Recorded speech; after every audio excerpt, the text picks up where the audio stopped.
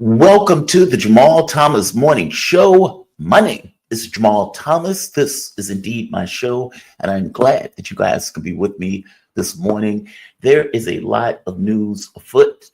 I spent a few minutes this morning nailing down a guest, and so that person is going to join me at 8 a.m., I believe. They were nice enough to hit me up last night at the last minute.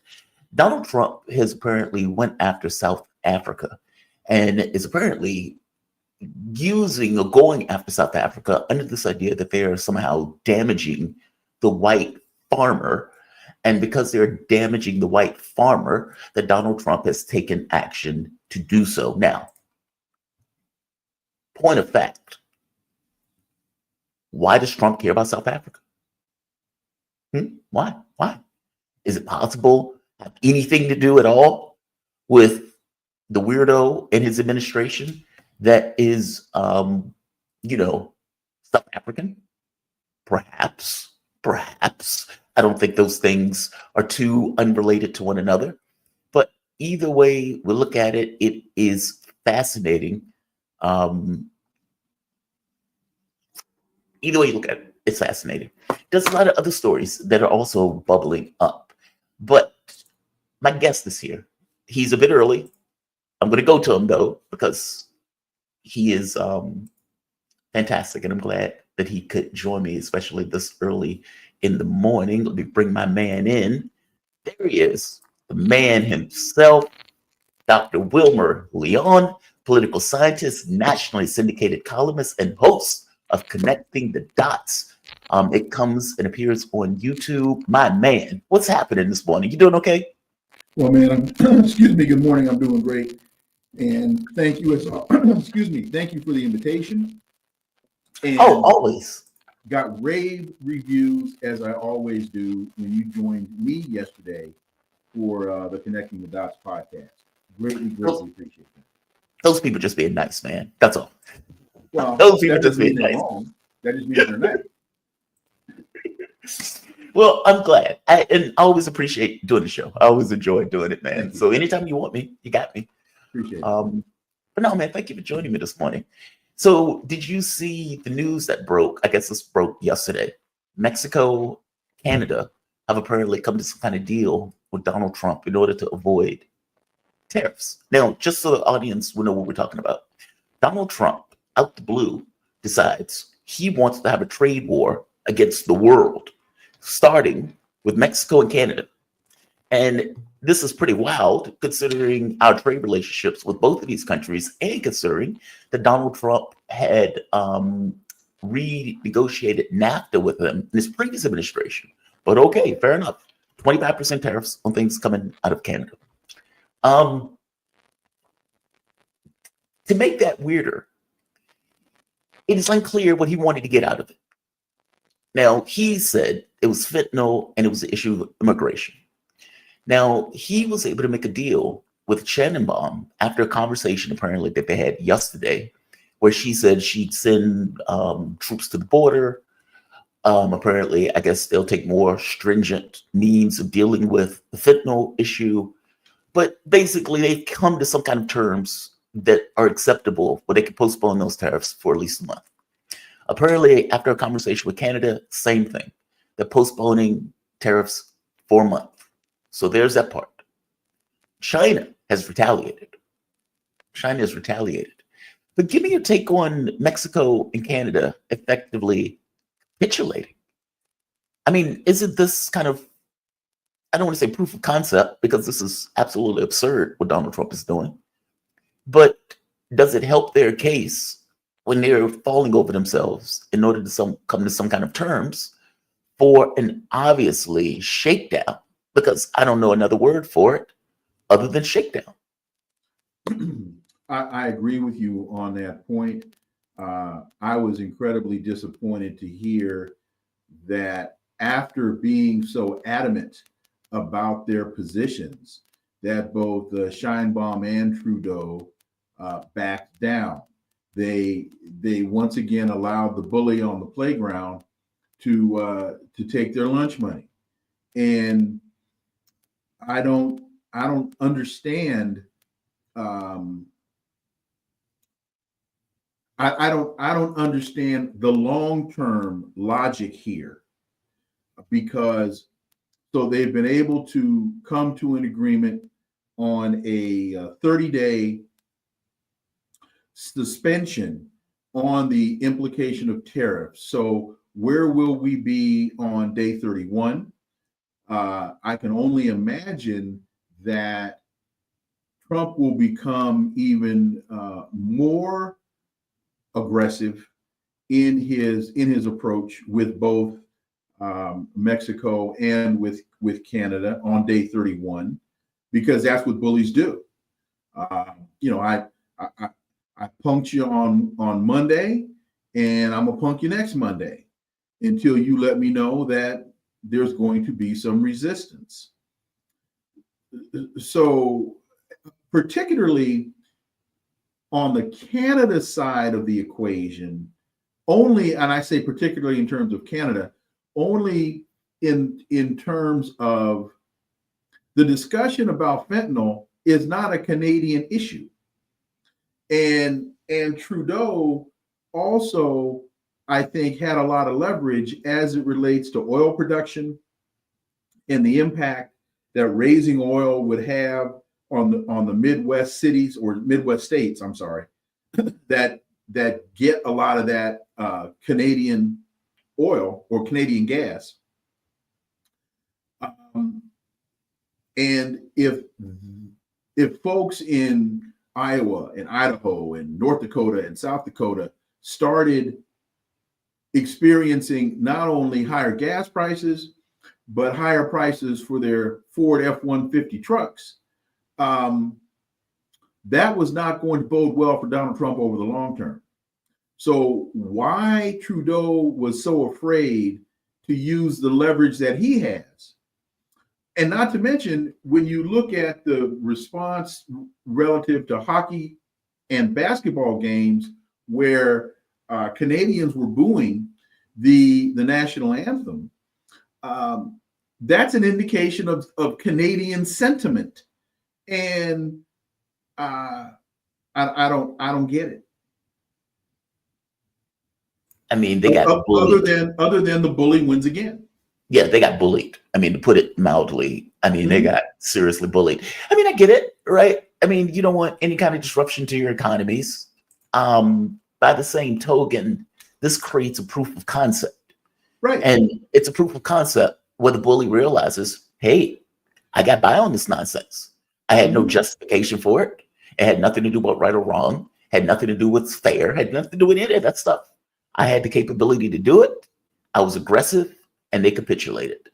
And again, he's doing the same thing now to Europe, because he is effectively saying, I want you to pay me 5% for NATO. Oh, and by the way, I'm also now going to pass sanctions against you all.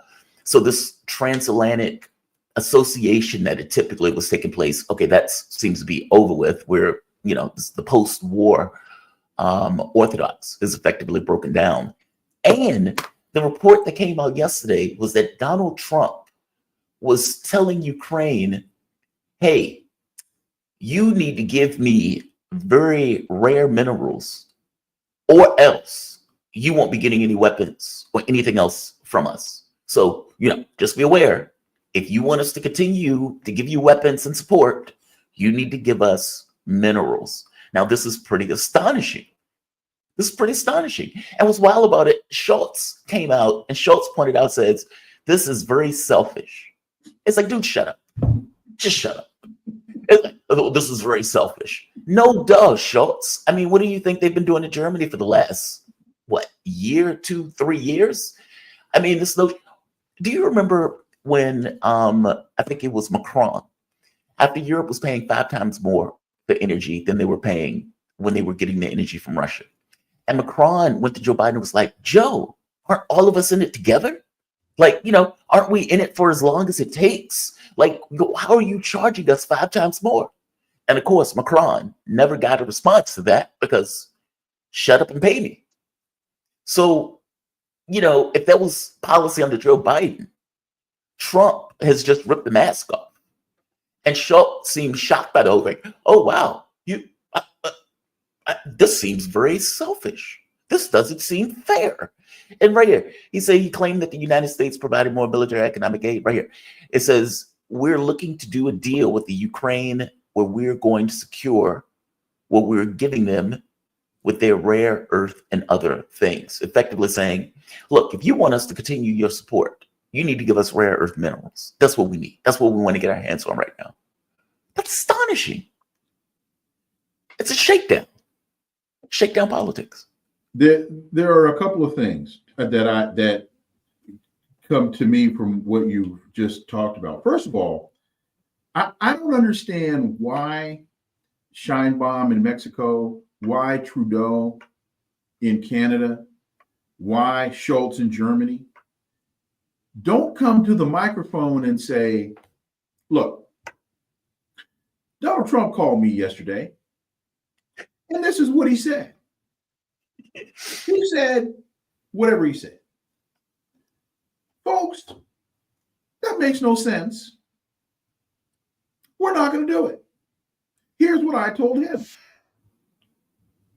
1 + 1 does not equal 7. I don't care how many times you pound on the table and scream it. The world is not flat. And oh, by the way, the sun does not revolve around the earth. I don't care how many times you go outside and think that it does. That's not what we're going to do. So, with that being said, it's scary. One of the things that I think is very evident here is that this is not Donald Trump. This is what America does. Right. America does not negotiate. You capitulate first, and then the United States will explain the terms to you. That's how they've been operating, I would have to say, since the end of World War II. Joe Biden didn't negotiate anything with Schultz. Yep. Go back to Tony Blinken with the Chinese delegation in Anchorage, where China got up from the table and said, we're not going to sit here and listen to you lecture us. We're China, damn it. They're one of the few countries that will get up and walk away from the table. Russia won't even come to the table. Putin has already been very, very clear. I'll send some folks over there to talk to Zelensky, but you must bear in mind that he has no authority to sign anything. He can't agree to anything because he's no longer the president. So don't bother me with this. I got other things. I got bricks to run. I got real business to handle. So China and Russia are two of the few that will tell him, go pound sand. It'll be interesting to see what happens in Panama with the canal, with Lil Marco over there in Panama, trying to extort concessions. What, you're coming into my country and you're just going to tell me you're taking my canal? Why? Because we can. China has two ports on each end of the canal. They have one port. They have a port on one end and a port on the other end. And Panama, the United States claims Panama is charging the United States military, the United States Navy, too much in transit fees through the canal. Well, I thought it was capitalism. I thought it was about business. I thought there was a free market system. I thought Panama was a sovereign country. That's my mistake. My bad. That's your mistake. We were pretending that they were free countries. We were pretending. That's what I mean, right? It seems like it's a new norm in regards to the orthodoxy. And by the way, I don't take any of that stuff as being credible. It's the excuse that you use to do the thing that you want to do anyway. Right. Hey, we have the ability to throw our weight around. This notion of us working with these countries, that's over with. If we can get what we want through compulsion, then we get what we want through compulsion. And at the point where you're seeing Panama saying, okay, we'll kill the relationship with China, at the point where you're seeing Canada and Mexico saying, okay, we'll come to the table, at the point where you see Greenland or Denmark telling other European leaders, shh, just don't say anything. Just be quiet about it. He Don't doesn't make know him we're mad. here. Yeah, right. I know, right? It's like He if doesn't know we're here. if we stay small in the corner, maybe he'll forget that we're standing here. I mean, they effectively told Europe to not make a big deal about it because they don't necessarily want Trump to double down on the issue. What they're missing is that Trump is serious about getting his hands on Greenland if he can get his hands on Greenland. And so, Right. you pretending to be small in the corner. Oh, I don't think he sees me. That's not going to work. That's not going to work. None of that's going to work. I mean, Schultz come out. He says, where is it? He's saying it's selfish. Wow, where is it? There it is. He said it's selfish to effectively exploit or extort these crystals or these minerals out of the country. And it's like, dude, what part of any of this policy has it been for our own betterment at the expense of everybody else? And to your point, Russia and China are really the only two countries up to this point that have told them to go kick rocks. We're not doing that. We're not doing that. We're beating you militarily on the battlefield in one case. And the other case is like, we are an economic peer with you. We are not having this conversation where you're treating us like a vassal. We are not your vassal. Meaning they are very clear where they stand. They don't even accept the premise of these conversations. Europe, not so much. Not so much. Some might argue from the Chinese perspective that they are superior economically when you look at their production capacity, when you look at the growth of their economy. I want to say their economy grew last year at almost 6%, when the United States struggled to get 2.5%. Mm-hmm. When you look at the amount of U.S. debt that China still holds, I know they sold off a lot of it. So some would argue that they are outpacing the United States economically. And so again, I just wonder what it is, and this could be my naivete. Why didn't the president of Panama turn to Marco Rubio and say, "Man, get out of my country. Get out of town by sundown, please." I mean, and Marco, don't go away mad. Just go away. Just go away. Because I'm not giving you the canal. And then turn to China. I don't, and see what a lot of people don't realize or don't remember. As I understand, when the United States invaded Panama, going after Noriega, the United States spent 2 weeks and didn't get him. That remember, because when you say to somebody, when was the last time the United States won a military conflict? And sometimes people will say Panama. Well, no. When the United States went in and they were there for 2 weeks and left, they didn't leave with Manuel Noriega. He turned himself in. He held up and he escaped from the community where they thought he was holed up. They couldn't find him because he had escaped. And then he went to this Catholic church and was held up in this church for a couple of weeks. He was given cover by the Catholic Church, and then he surrendered. My point is, so folks will say, well, that's a difference without a distinction. No, you went in with B-1 bombers and all kind of stuff, and you didn't come out with what you went in for. Right. Stand up to this clown. Somebody, please.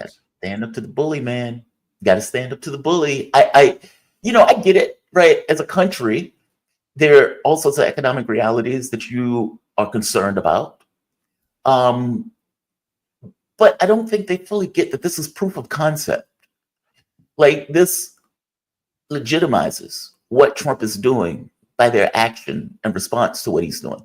I mean, he's effectively saying, because you don't take policy like this if you think you are going to come to bad ends. You take policy like this because you think they're going to capitulate. We can do this. We can hurt them worse than they can really ever hurt us. And so, yeah, we're going to pursue this course of action. What Canada, Mexico, Panama, Europe, what all of these countries are doing is effectively saying he's right. He's right. He's right. We don't have the ability to stand up to him in this way. I would say that they were better off going with their original premise. At the very least, you would have been far more respected, as opposed to whatever this is, this complete capitulation. And, to point something else out, Trump finally owned up to the fact that America may be hurt by the tariff war. I mean, for God's sake, he's talking about having a tariff war with the entire world, Canada, Mexico, South Africa, Europe, meaning the entire European Union at this point. I mean, you effectively saying that you're having a sanction war with the world, or a tariff war with the world. All right, you can do that, but understand that's consequences, and those consequences will be felt by Americans. And up to this point, he's been like, okay, there are no consequences. This is perfectly fine. It's not a tax. We won't be paying more. And finally, someone must have sat him down and said, hey, Mr. President, there will be consequences for this. We may take a hit for this. But again, in that speech or in that conversation, you pointed out, but we'll be better off. Basically, it was like, okay, this may hurt a little bit, but ultimately, we will be better off by going this and pursuing this particular course of action. Now, I would imagine in his mind, he's thinking, I want more trade. I want to create a difference in trade imbalance. I want to protect the industries that are here in the United States. I want to bring jobs back to the United States, meaning I don't doubt that he has all sorts of ideas in his head. But do you think those ideas are going to translate to reality in the sense of either jobs coming back, either more investment in America, I don't think either.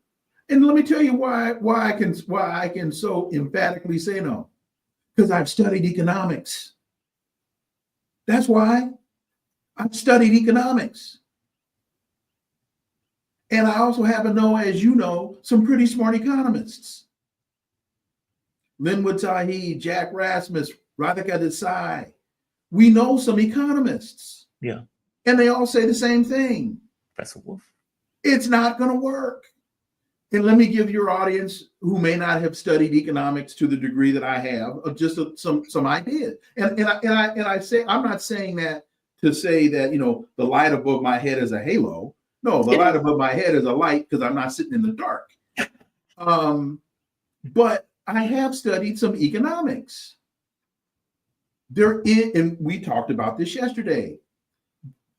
You can't just on Monday say, I'm bringing jobs back to the United States, and then jobs start flowing back to the United States. If that were the reality, it would have happened when Joe Biden said it.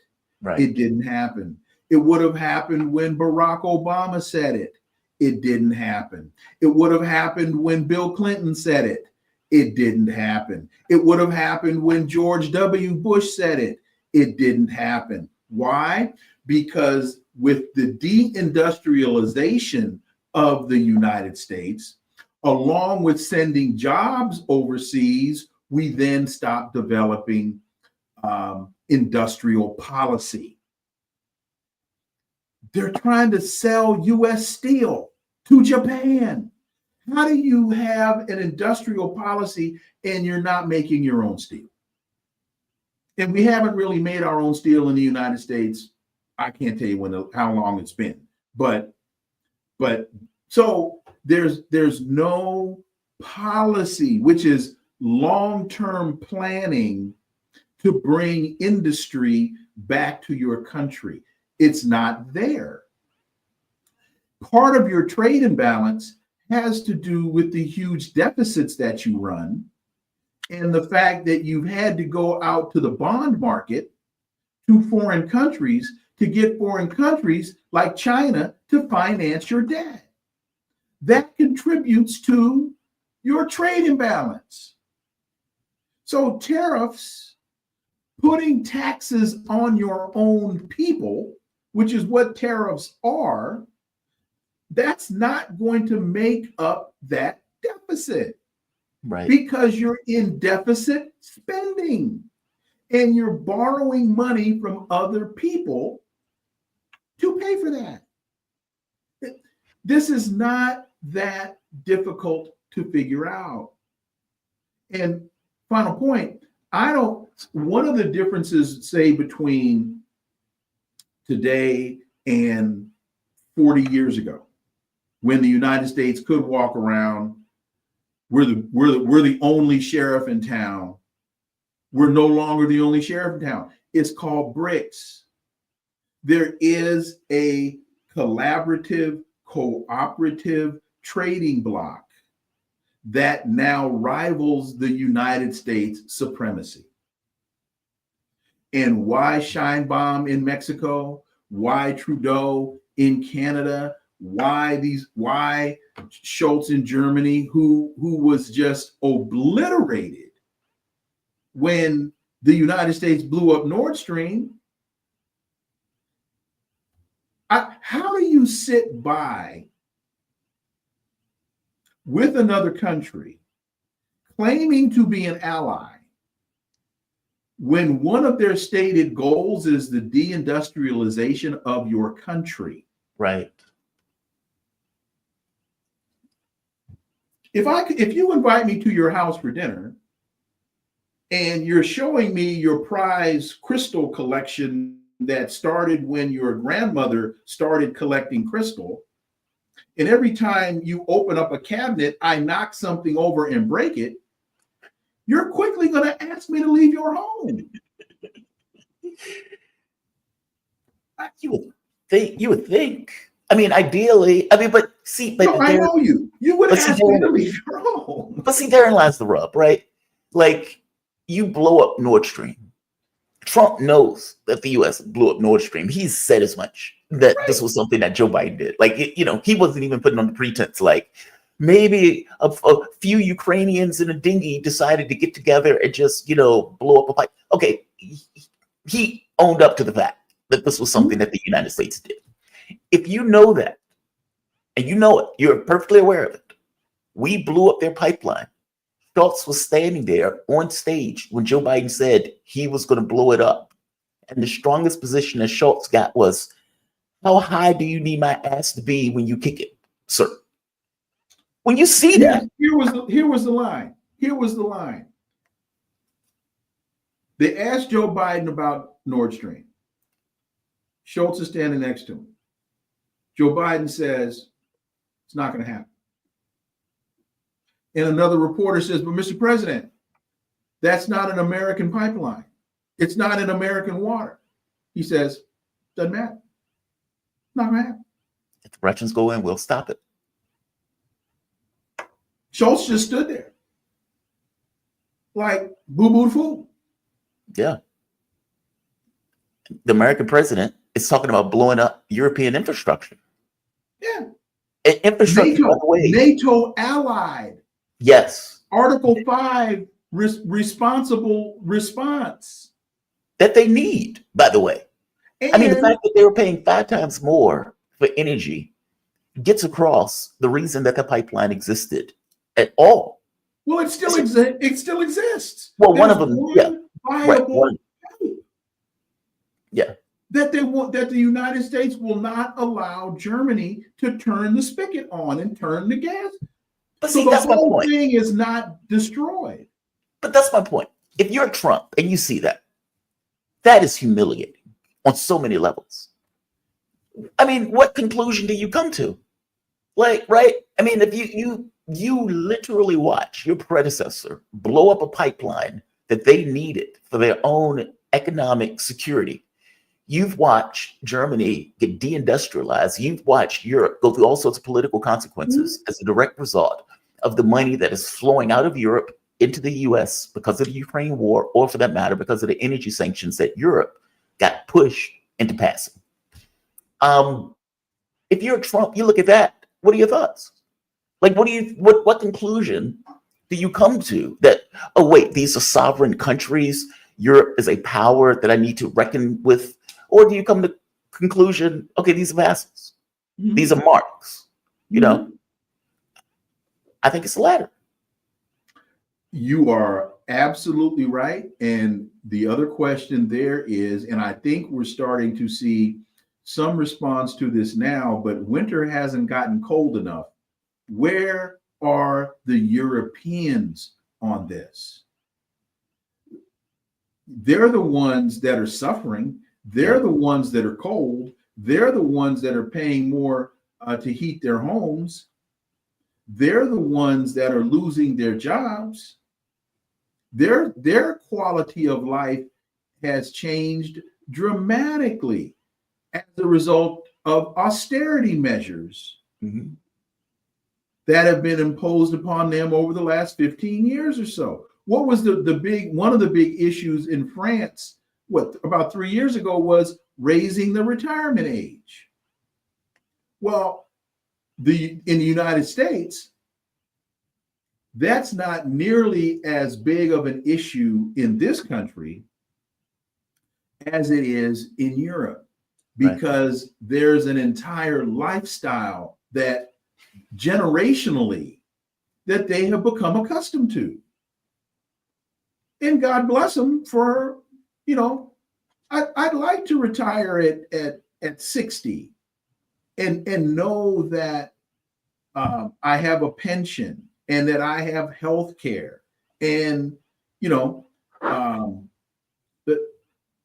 the way that the lifestyle that the Germans are used to, the lifestyle that the French have become used to, and the Italians and the Greeks, the oligarchs are doing everything in their power to decimate that, and are fairly successful in the process. Where are the people? Well, those people came out for the European elections, voted further to the right. You get the German government that collapsed, so you get the AfD that seems to be on the ascendancy. In France, you get the National Rally. It's called, National Rally, Le Pen's party, taking prominence with them having to go through all of these maneuvers to keep them out of office. The Europeans are there. I mean, if you look at Romania, God, man, that's a really good point. They are doing any and everything in their power, extra constitutionally, to prevent that push and that move from Europe. I mean, think of Romania. They literally annulled the Romanian election because Carl Gugescu was most likely person to win it. He won the first round. He was most likely going to win the second round. They literally annulled the election to prevent him from getting in the office, saying that there were TikTok ads that were put by the Russians. Okay, this wasn't, obviously ended up not being the Russians. I didn't believe it was Russia from the beginning, considering we had the same nonsense here with Twitter ads that they tried to say was coming from the Russians. If you look at Georgia, the Georgian government, who does not want to be pushed into fighting the Russians on another front, they stood up. Georgian Dream ends up winning, and you get weeks of this push to try to overthrow the Georgian government with the spook French-born Georgian president. Stop making people your president if they're not born in your country. Just a heads up. When they're doing everything in their power to overthrow that government. Now, they weren't able to do it. They weren't able to get that Maidan 2.0 moment, but they were doing everything in their power to do it. And same thing with Hungary or Slovakia, where they were having all of this pressure against these governments, meaning there is a push, there's activity. There's activity, but they're doing everything in their power. After the European elections, where all of these people kind of moved to get rid of the Greens and get rid of all of these war parties, what happened? They picked von der Leyen once again, pretty much ignoring any and everything that took place in regards to that election. They blew it off. So whether it's the AfD whether it's Le Pen's party in France, whether it's the Romanian Carl Gheorghiu and his people backing him in order to push him in office, whether it's Georgia and the Dream Party, Slovakia, Hungary, there is movement. There is movement, but this could be my misinterpretation of this, and I say that in all sincerity, because that's not my primary focus. There is movement, but it seems to be movement more within the prescribed parameters of acceptance. I don't really, I don't see any substantive. Well, I'll put it this way: Nord Stream is still turned off. Yeah. So there's movement and there's anger, but Nord Stream has not been turned on. The one remaining pipeline has not been turned back on. The United States is still dictating conditions to those European countries. That hasn't changed. So that's when I say I want to see something in the street, that I want to see pushback. I want to see pushback that results in that sends the message to the elite and to the oligarch. If let them eat cake is no longer an acceptable answer. That's my point. No, I agree with you, man. I mean, part of my biggest issue with Zelensky, and I have several, is that you've allowed your ethical and legal responsibility to be usurped by a foreign government, a foreign power. Mm-hmm. And Europe is doing the exact same thing. Mm-hmm. I mean, if you really think about it in real terms, Europe is also being sacrificed at the altar of America. It's almost like we're cannibalizing countries that we consider to be our allies at one point. And they have stood there, allowing themselves to be cannibalized. China, for its part, retaliated. And so right here, the Chinese government responded minutes after the new tariffs came into force on Tuesday. It included restrictions on certain American goods, a 15% tariff on coal and liquefied natural gas, 10% tariff on crude oil, agricultural machinery, and some vehicles.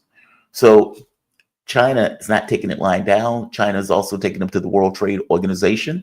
I don't know how if that's going to do anything. It, at the very least, shows grievances. It says right here, seriously violates the rules of the World Trade Organization and undermines the normal economic and trade cooperation between China and the United States. What do you think? I mean, give me your analysis on this. Is it that we're just in a new world? Is this a new norm that seemed to be developing where the U.S. has come to the conclusion this ally system doesn't work? This idea that we have allies abroad, okay, this doesn't work. We need to be Fortress America. And this notion of the post-war, post-Second War framework, the orthodoxy that the world functions on, that's over.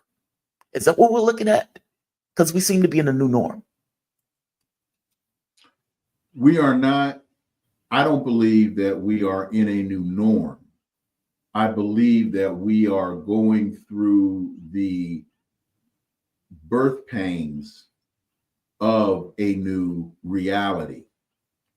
As Antonio Gramsci says, the crisis consists precisely in the fact that the old is dying and the new cannot be born. In this interregnum, a great variety of morbid symptoms appear. I think that's the quote. And we, I believe, are right now at the front end of this interregnum, and we are seeing this morbid, the appearance of these morbid symptoms, because the empire is dying. It is not dead. The empire is dying. And what is the saying? The last kicks of the dying mule can be the most dangerous. Yep. So we are in this process, And I think we're only at the front end of the process. And I have no idea what this thing is going to look like when it's over. But I don't think that new, I don't think really the new period has even begun. I call them, I've said a number of times that there are epochs in history where you don't realize at the moment that you're in the moment. It's only upon reflection, and it can take years after the event that you look back and say, oh, remember when I was 9 years old and Dr. King was assassinated? Remember when I was 10 years old? You know, and you go back and you now look at the 60s and you go, damn, that was buck wild. It was, you know, I think we're in one of those periods now. I call them Oppenheimer moments. And I call them Oppenheimer moments because the history tells us when Oppenheimer watched the explosion of the gadget, which was the name of the first bomb, he quoted Hindu scripture saying, I have become death. Destroy it. I am now, right. He knew at that moment that was the moment. And so I think we are in that another one of those epochs now. But we're at the very front end of this thing. And I believe one of the elements that's going to have to happen is the unrest that I'm talking about is going to take place here. And I'm not calling for it, but as a political scientist, I'm looking at the elements of it. And it's like baking a cake. You put the flour in there, you put the eggs in there, you put the butter in there, and you put it in the oven, and you pretty much know. I don't have to be a baker to know that a cake's coming out of that oven. So we're seeing the elements. And I think one of the big, and I'll end it here, is one of the big factors to me is the parties are losing control of their constituents. Mm-hmm. And so that is an indication to me that those that have traditionally voted Democrats are now looking for another space. The left is looking for, the true left is looking for another space. And they can't find one. The Bhagavad Gita. That is one of the most badass lines. I have become death, the destroyer of worlds. Jesus. Mm-hmm. Speaking of becoming death, the destroyer of worlds, USAID, or at the very least, destroyer of countries. So, you know, Donald Trump came through, put a freeze on USAID. The office. I got about 5 minutes, and I got to go to class. Oh, I'm sorry. Let me show this. No, we can wrap up. We can wrap up with USAID. But I'm just saying that I need that to be the last because I got to go to class. Okay. So Democrats have found their new thing to which they want to fight for, and that new thing is USAID. This is them outside the offices of USAID protesting the removal of USAID. Mm-hmm. This is the problem, right? I mean, USAID has been out there destroying governments, whether it was Romania, whether it was Georgia, whether it was Ukraine. I mean, you could go around the world and show the government. Venezuela is another one. That one wasn't even under Trump. And they're out here protesting it reflexively because it was Trump that did it without any full recognition or even kind of awareness of how USAID functions in the larger world and the effect that it has on these other countries. We can close it on this. Give me your take on this. This is absurd. This is absurd. So you hit it right on the head. There's a missing element of this discussion, and that is USAID is actually one of the fronts used by the CIA for regime change, along with the National Endowment for Democracy. That's another CIA front entity. So folks need to understand, yes, the AIDS drug assistance that goes to Africa, if that comes through USAID, I don't know if it does, but I know that that has been cut off by Donald Trump's decision to cut off American funding for foreign aid. But I don't know if that actually comes through USAID. But just the food aid is a very positive thing. People do benefit from that. I can't debate that in the least. When those bags of wheat and flour and grain, and when they show up and it says from the American people, people do get fed. But that is also a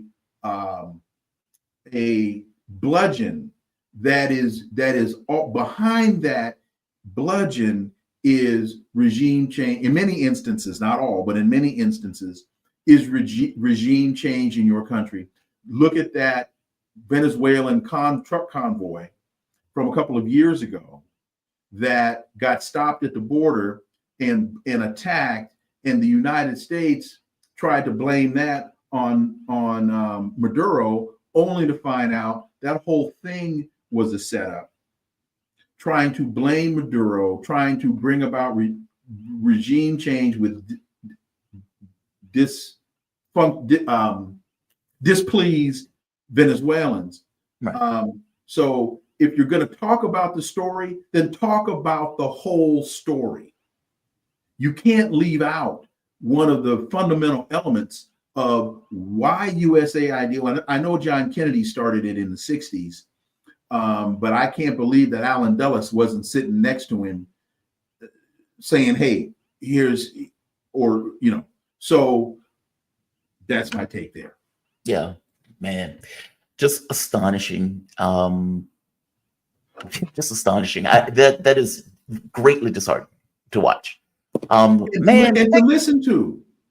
It is because Rachel Maddow, tell the whole story. Joy Reid, when you talk about USAID, tell the whole story. That's because it is what it is. We're not making this up. This isn't conspiracy theory. So that people can truly understand, and I'll say this is the last thing I'll say. Remember last week when Donald Trump said he was going to release the documents on the Kennedy files? Yeah. Right? I wonder if this attack by him on USAID is a follow-on to that. Interesting. I'm not saying it is because I don't know the answer to that. When I heard, okay, we're going to release the unredacted files on who was responsible for the King assassination and the Kennedy assassination, I said, well, Donald Trump has not been happy with the intelligence, as he called the deep state. Right. He now wants to expose the deep state, the FBI and the CIA. And now he attacks USAID, which is a front for the CIA. I said, wow, I wonder if this is another attack on the deep state. They're related. Interesting. I don't know, but that's why I connect the dots. I don't know. No pun intended. Connecting the dots. Dr. Wilmer Leon, he's a political scientist, nationally syndicated columnist, and host of Connecting the Dots. Thank you, my man. Be safe. Have a good one. Yeah, his show is called Connecting the Dots. It is on YouTube. You can definitely check him out. You can also catch him on Twitter at Dr. W. Leon. The man is fantastic. He is really fantastic. He has a class first thing in the morning. So he was nice enough to join me before the class initiated. And he is absolutely right. I mean, for all intents and purposes, all of these guys are standing out here as if reflexively, just because Trump was against it, that they should be for it. As if, it's like, think about that. Like, you could go down the list, for God's sake. The Ukrainian government was overthrown. And in being overthrown, NGOs like USAID or National Endowment for Democracy was marshaled to drop billions into that country in order to overthrow that country, meaning we are in the situation that we're in now as a direct result of policy of things like USAID. Democrats have decided we must fight for what? Regime change? Is that what this is? Either you guys are so ignorant that you don't necessarily know what USAID is for, or you are just reflexively against anything that Donald Trump is doing, missing the fact that just because Donald Trump does it, doesn't necessarily mean by definition that it's wrong. Like, this is what I mean when I say like this kind of value set thing. It's not about having a value set that is completely reflexive to somebody else. It's also about being able to hold your shape, to have things that you care about that are not entirely reflexive, not entirely relative to your opposition and to the other party. Meaning, if your other party agrees with you on something, or your opposition agrees with you on something, that's just something your opposition agrees with you on. The notion that you all of a sudden decide, well, now I need to be against this thing in order to be opposite. Why? Why? This was actually something he did that was good. This was something that was good. I mean, if you think of the attacks that are taking place, Romania, the destruction of that government literally getting rid of the election, Georgia trying to overthrow the Georgian government, as Dr. Leon pointed out, Venezuela. If you look at the protests that were taking place in Slovakia, there is something in common. And what is in common is that the intelligence services, let's say the usage and the capabilities of the intelligence services have been marshaled through these NGOs to accomplish their objectives. And USAID is one of the main ones. They're lunatics at the helm. And these guys have decided we must fight for our regime change wars because Donald Trump is against it. Like I said, that's disheartening. That's sad. That's pathetic on so many levels. That is absurd. That is absurd. I'll just say it that way.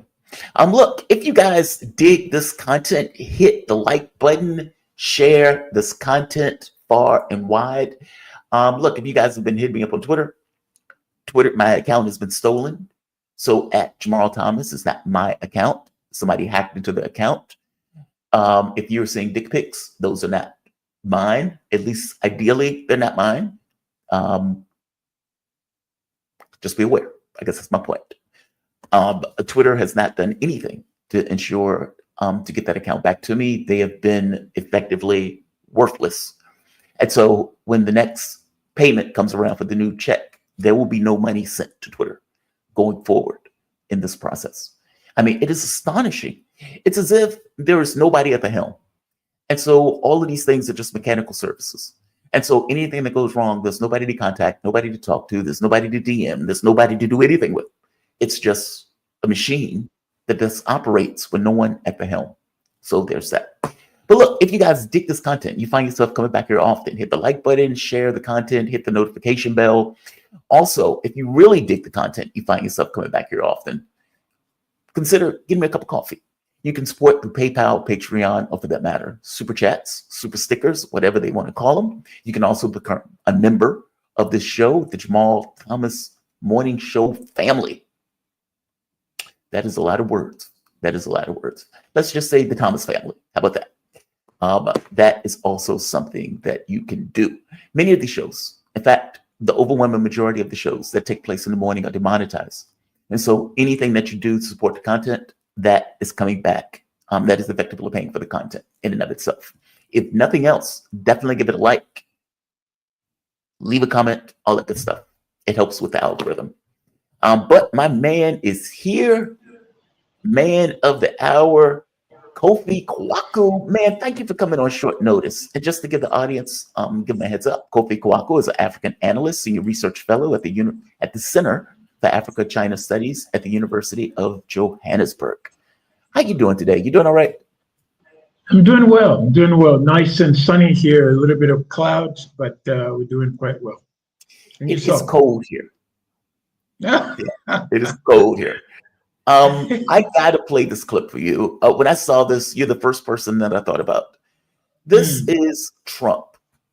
Now, I'm going to play it first. There are a few angles to this that I want to hit. But I do want to get your take. So this is Trump talking about South Africa, of all places. So on Street Social, you said that you were going to cut aid from South Africa. Will you plan to cut aid across other African nations, and why South Africa? No, it's only South Africa. Terrible things are happening in South Africa. The leadership is doing some terrible things, horrible things. So that's under investigation right now. We'll make a determination. And until such time as we find out what South Africa is doing, they're taking away land, they're confiscating land, and actually they're doing things that are perhaps far worse than that. And on Street Social, they're doing things that are far worse than that. It's like they're confiscating land and they're doing things that are even far worse than confiscating land. And this goes into this whole white genocide thing that many of these people come up with, saying that the ANC, who sovereign government, who were elected to do what the ANC is effectively doing. Some people would even argue not going far enough with it. Trump has echoed this white genocide stuff and is now effectively saying, we are not going to give anything to South Africa going forward because they are going after their own indigenous population. Well, not indigenous, but their own populations. And we don't like them doing that. And so we are going to put the screws to South Africa as we do an investigation. Give me your take on this. There's so many angles to this, but just to start off the conversation, is there a genocide taking place in South Africa right now? No, there isn't. Is the ANC dragging farmers and shooting farmers in the back of the head to take their land? Their President Trump really is putting his foot in his own mouth, and just this sort of misinformation combined with disinformation. I mean, all of that under a so-called, what I call the coordinated, double coordinated social media attack, but also personal attacks on South Africa and the president is just so misleading. He's just not getting this thing right. At the heart of it, almost everything he said is wrong. There have been some, crime in South Africa is a huge problem, but there's no political motivation to go after farmers, kill them en masse, if you want, and then drag them in the streets and so forth. That's just total misinformation and even disinformation. If he wants to cut money that's flowing to South Africa, he should go ahead and do it, and find better reasons to do it. But that's not it, because he's been at this thing since 2018. Remember, in his whole tweets that he's been sending out about farmers being killed en masse, white farmers in general. But he's misinformed about South Africa. In general, he's misinformed about Africa. And his old utterances about shithole countries, is still showing some kind of, prejudice lens that with which he looks at Africa. Of course, there are a lot of things that are not working, but this one is biting the wrong end of the issue. Yeah, look, a racist president going to be racist, right? I mean, keep in mind, there was a Black Hawk that ran into an aircraft, and Trump comes out, and the first thing he says is these DEI programs, these unqualified Black people keep getting jobs. Now, Mike, he knew nothing about the situation at all. There was no investigation or anything. His assessment was these unqualified Black people and these women keep getting these jobs that a good Christian white man should be doing. I mean, this stuff's nonsense, right? And this was the same nonsense that many of the people who were backing Donald Trump was putting out. We had this major crash where a barge loses power, runs into a major bridge in Baltimore and Maryland. It all like billions of dollars in damage. And you had people who were backing Trump saying the DEI mayor, the Black mayor, is responsible for a boat running out of power and running into a bridge. That's what I mean, right? Like, it's so outlandish that it's absurd. But that's also because Trump doesn't care. Like, the reason doesn't matter. I mean, look at what he's doing across the world. He's shaking down Mexico. He's shaking down Canada. He's shaking down the Panama Canal. He's shaking down Greenland. He's shaking down Europe. Like, he has effectively said, It's not that we have a right to Canada. We don't have a Yes. right to these places.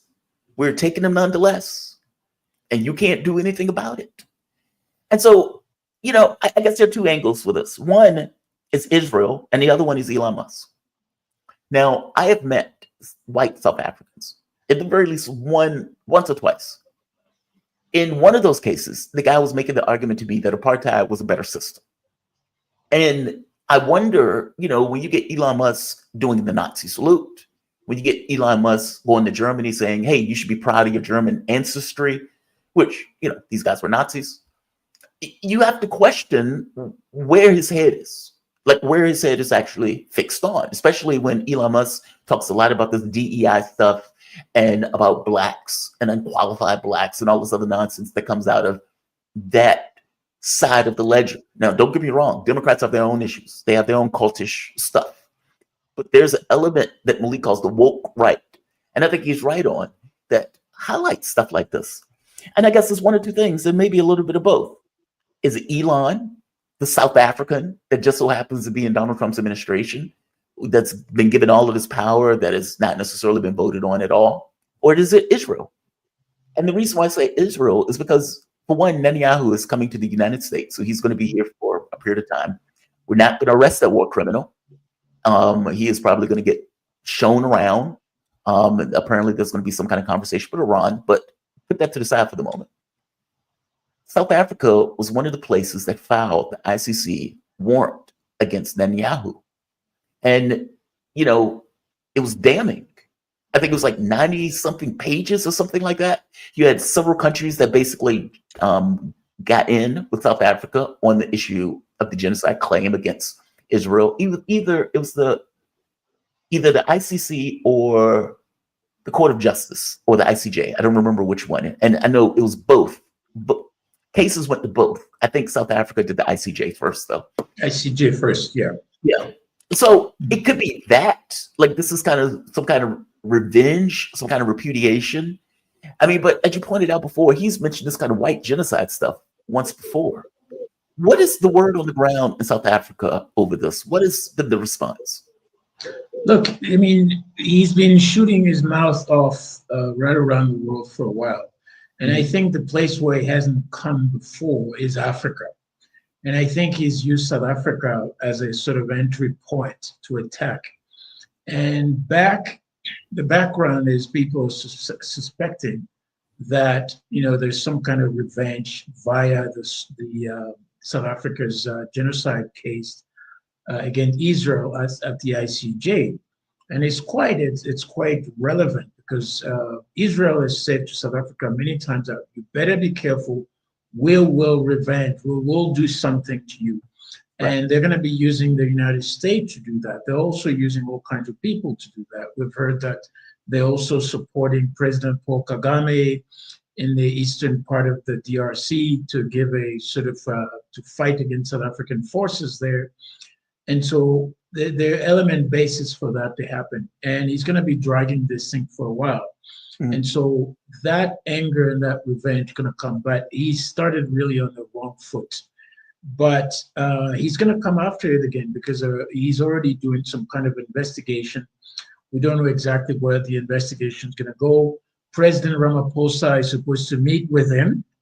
I don't know if it's going to meet with him next week or the week after. We don't know yet. But in fact, they had a telephone conversation already. Apparently, it didn't go too well. And so if he goes to Washington, many people, especially South Africans, and many Africans are appalled that Africans always have to justify their behaviors toward the United States or powerful nations all the time, and that Trump needs to stay away from domestic issues of South Africa and deal with his own problems at home rather than meddling with South Africa's problem. And this is really strong. And in fact, the simple fact that Trump has just uttered these points has now rallied a fragmented South African political community. All of them are rallying, including the opposition. Parties are saying, no, please, that's misinformation and disinformation. The government of national unity is also coming together. They're huddling up. So, in fact, this might probably turn out to really bring all these parties together and reunite South Africa for something much better. Can you explain the land thing that he's referring to? I mean, because what I don't think what people realize, South Africa went through an apartheid, and in trying to balance this notion of, okay, land needs to be for everybody. It can't just be for the people who stole it and was oppressing the rest of the population for all of these decades. We need to have some way to balance out the wealth to everybody else in the nation in order to remedy this apartheid system that was in play. And so the ANC was elected. It was the revolutionary government. They had a job to do. Give me your take on that. Am I articulating that right? Meaning, am I explaining that correctly? And expand on that for me. Because look, Donald Trump doesn't know South African history, nor does Donald Trump care about South African history. But there's a reality to what is taking place. You have a sovereign government that is making sovereign choices about what is in the best interest of that sovereign government, based on a very complicated history, something that we in this country should also know about.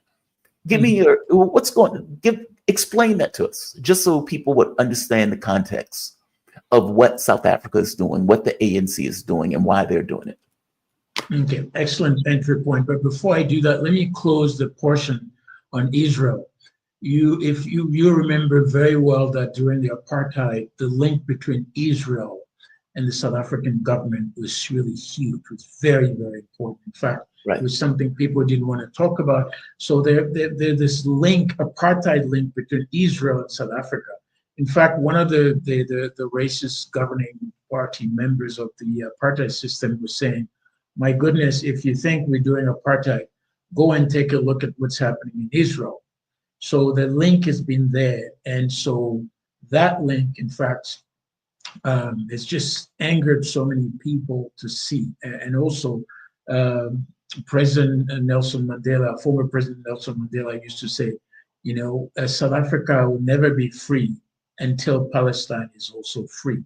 So there's a very powerful link. And then there was also a very strong Zionist community in South Africa, linked to Israel. In fact, young South Africans who get to the age of 18 or 19 who have dual citizenship go in and fight in the Israeli IDF army there. And the South African government has been really telling them, you could be prosecuted when you come back here if you commit crimes. But anyway, that's the short end of it there of Israel and South Africa. But clearly, it is a big deal. The land issue is a big deal. And the context of it is very simple. You have old settler colonial system, an old settler colonial system whose now grandson and small little ones are now still in possession of the inheritance of the families, which means the land.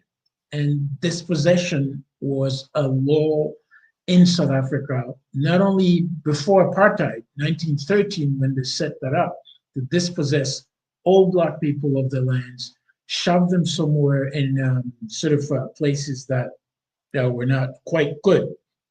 But they've made it so much so that from 1913, 1948, when apartheid was really legislated, the land issue was a very important issue. Dispossessed of never being heard and never been able to recuperate or to recover their old lands or the lands of their ancestors, and it's still ongoing. 72%, according to the South African government, 72% of the land, which is basically 1,220 something square kilometers, is in the hands of white people.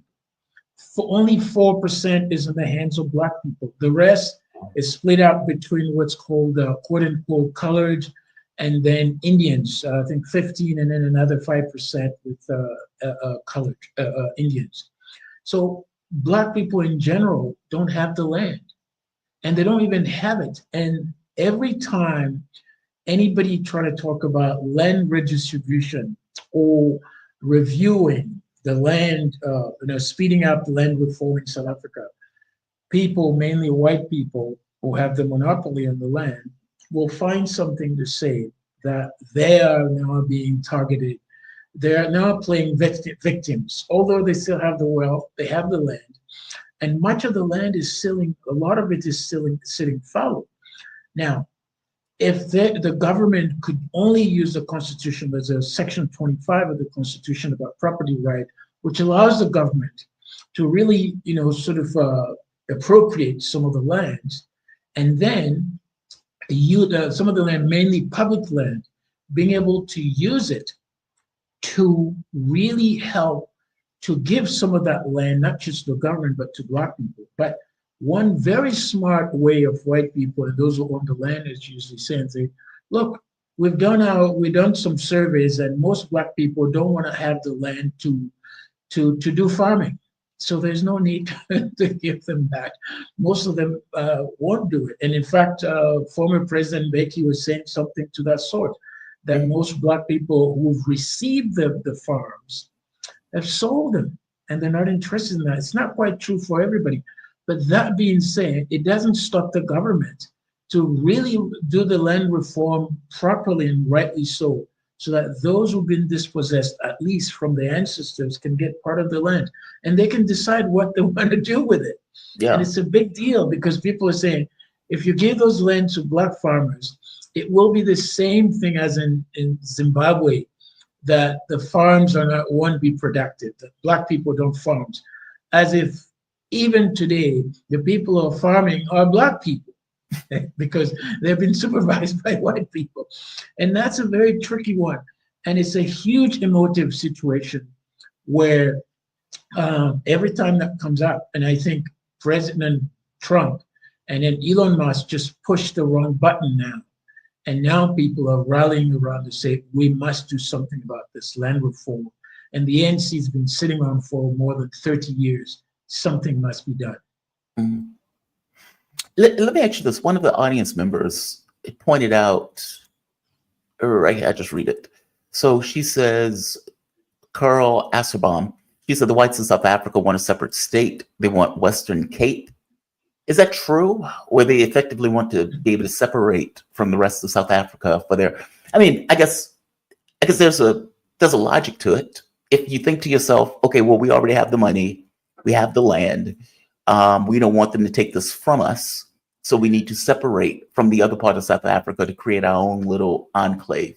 Is that something that's happening? Is there a movement in South Africa among South African whites to separate? Yes. There is a small group that is gaining popularity and gaining ground, making the case that, in fact, they're doing it quietly enough, and they're doing smartly enough so that people are not realizing it. They're using real estate costs to really exclude people, mainly Black people or poor, who cannot afford to live in Cape Town. And also socially, most Black people who go to Cape Town feel uncomfortable. I've noticed that. I've been an observer living in the country for 30 years now, and I see that all the time. And people feel uncomfortable when they go to Cape Town. It looks like they're either in Europe or somewhere else. In fact, there's a group of people who think they want to have a sort of Israel in Africa, as in Cape Town. Let's say not just Cape Town, but what's called the Western Cape as Israel in Africa. This is a really bizarre idea, but it's gaining ground and it's really moving, and people are feeling it in the sense that they haven't been running in the streets to say, okay, we're not doing a secession, but there are movements. There's a movement, I forgot the name of the movement, that's not advocating that kind of secession, and then looking at the Western Cape as a totally separated place, away from what they're using, again, is away from bad Black governments of the country. Wow. Fair enough. Wow, that's grotesque. Let me ask you this. In the way that I would imagine the ANC has a mandate. They've had a mandate for the last 30 years. And I know the last election, they did not do as well as they've done over the last 30 years or so, but they still have somewhat of a mandate in order to kind of balance out a lot of these issues. right here. So is there any political space to negotiate with Trump over something that they shouldn't negotiate with Trump with at all? Meaning, this is none of Trump's business at all. But many of Yeah. these issues haven't been any of Trump's business. And so is there any, like, what would happen with the ANC if they found out, if the public finds out that they made some kind of deal? Because I'll tell you this, Canada, Panama, Colombia, Mexico, all of these countries effectively capitulated. They made deals with Donald Trump to avoid any kind of tariffs. Now, to be fair, it's not that Donald Trump is passing sanctions, and it's not that he's passing any kind of tariffs. It's more so that he's saying you're not getting anything from us in regards to any kind of support for the government or the country itself, while this quote unquote white genocide that is not taking place, while that is taking place, while this imaginary genocide is taking place. Does the ANC have any space at all to negotiate with Donald Trump over this? Like you said, Ramaphosa had a conversation with Trump. You said the conversation didn't go all that well. I would imagine you told Trump to mind your business. Yeah, I mean, Jamal, one of the most absurd point is most of us are looking at it. What is it there to negotiate with President Trump? Yeah. You know, what is it? I mean, South Africa is a sovereign country. There's a bilateral relationship between the United States and South Africa and the United States. The U.S. Gives some money to South Africa, especially on aid money around PEPFAR, which is about apparently something like $473 million US to support the present some support for HIV/AIDS related program, and that's what can go. That's the first batch of it. The second one is the AGOA, the opportunity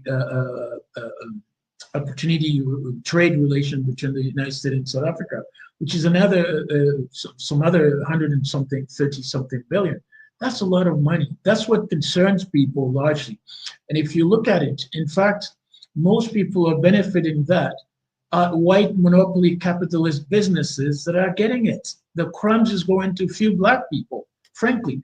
So those who are going to win, those who are going to lose, are going to be white people that Donald Trump himself thinks he's going to be helping.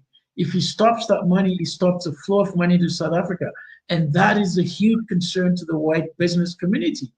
I mean, it's a huge thing. In fact, many people are now saying, let him cut the PEPFAR stuff. We'll sort ourselves out. Although there will be people who will be suffering from it. I'm sure you've also heard this past week, the former president of Kenya, I think it was Ruto, I can't remember, it's probably Ruto, saying, wait a minute, why African leaders complaining that President Donald Trump is cutting off the flow of aid to Africa? I mean, he has to do it. He's president of the United States. He decides what it is. He's cut it out. You don't pay taxes. Why should he have to give you free money of the United States all the time? Right. You just need to be ready, use your own resources to develop yourself. And that sort of scarcity mentality and begging bowl mentality is now choking Africans. Every time the president of the United States or any European powers say, we're going to cut the flow of this, there's some kind of rat running around panicking, oh my goodness, it's the end of the world, because they're under the subjugation that they can't do anything without foreign money. They can't do that. And it is not true. They can do a lot. They will lose some money, that's for sure. I mean, Burkina Faso with the young president, Ibrahim Traore, and then Mali with Assimi Goïta president, they are demonstrating that it is possible. In less than 2 years, they paid their debts to the IMF and the World Bank. They're now reorganizing themselves. I mean, South Africa is a wealthy country. It's not a poor country.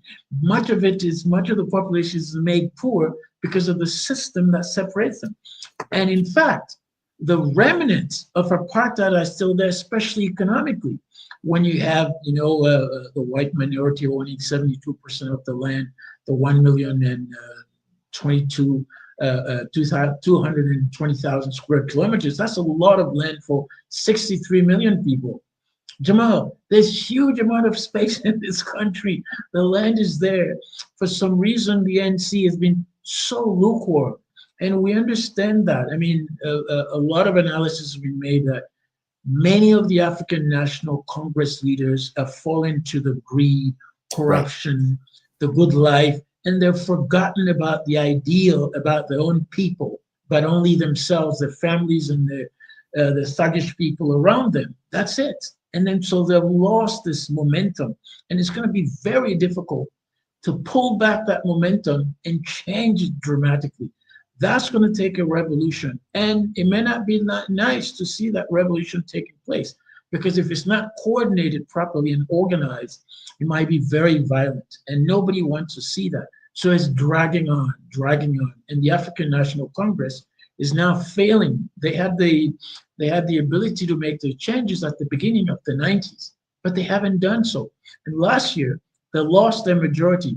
And this is it. And many observers and analysts are seeing the African National Congress, losing great ground. And perhaps the African National Congress might be dissolved in the next 10 years or maybe less. Yeah, man. I would imagine that's kind of like a presidency. Your first 100 days of the time that's when you have the best chance of getting that stuff done. Meaning the further, 30 years later, it is harder to do. It is harder to justify taking this kind of aggressive action in order to remedy many of the issues that the people put you in that office in order to remedy. I mean, it's fascinating to me because if you think of America, you had slavery, but there was never really an honest, let's say, reintegration attempt. I mean, there was Reconstruction, but there was a backlash against Reconstruction. And even when you think of things like the New Deal, okay, well, Blacks weren't really included in the New Deal like that. And so even today, you have this huge skew where you might have, let's say, like the average wealth for a white family is like 150K, and for Blacks, it's like 14,000. It's some insane number in regards to the wealth distribution. But again, if you think of where that came from, Blacks were slaves.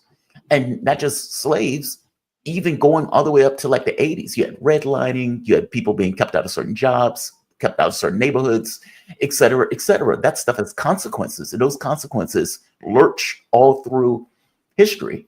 There's no point where history just kind of restarts. All of that stuff is still interconnected. The fascinating thing to me about South Africa is that it tried to directly confront it. Meaning it wasn't, okay, we're going to deal with this through osmosis. It was, no.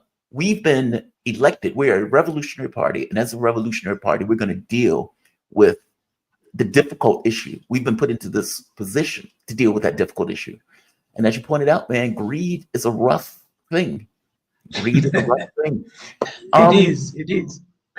So I'm going to close this, but give me your final thoughts on this. I mean, how do you think this is going to ultimately turn out? I mean, like you said, why on earth are they going to negotiate with Donald Trump on something that is none of his business? There's that.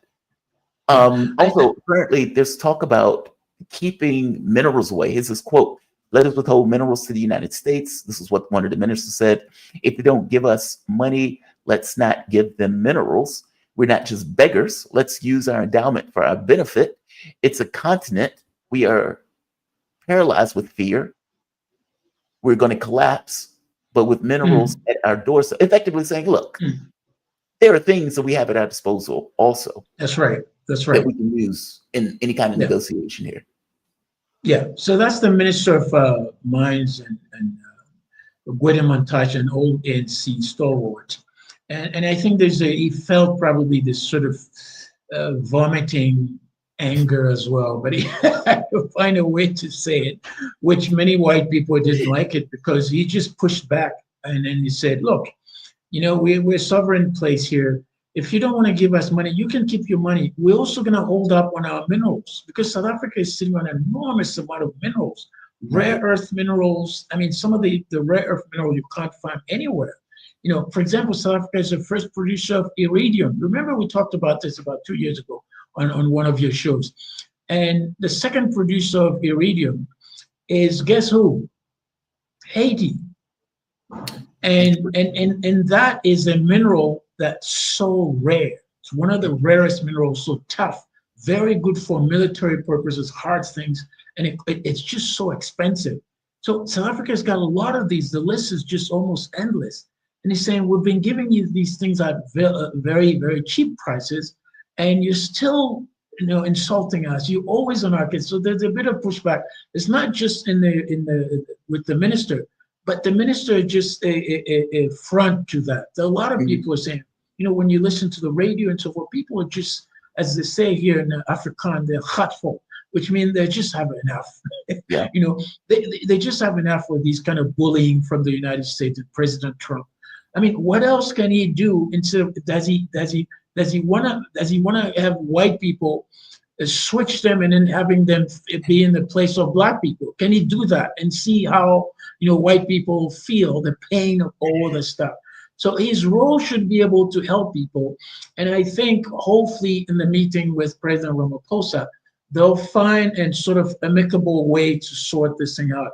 But I doubt it that this is the last to see from President Trump. He's going to come back again, especially South Africa's role in the BRICS. Will be coming up, the relationship with China and Russia, and then Iran will still come up again and again. So South Africa must be ready to anticipate.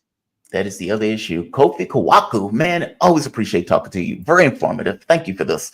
Kofi Kawaku is an African analyst, senior research fellow at the Center for Africa-China Studies at University of Johannesburg. You have a good day, man. Be safe. Thank you very much. Same to you. All right. Let's go to our next guest.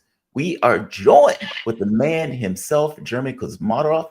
Jeremy Kuzmarov is managing editor for Covert Action magazine and author of several books on U.S. foreign policy. Jeremy, it's been a while, man. How you doing today? You doing all right? I'm doing great. Good to be with you. No, man, it's good to have you. There are a lot of stories that apparently broke last night. And I guess the big one is coming out of the New York Times saying that Iran is racing or looking for a different way to create a nuclear bomb. Effectively, Iran is looking for some kind of new means, some faster means to expedite the process of creating a nuclear weapon.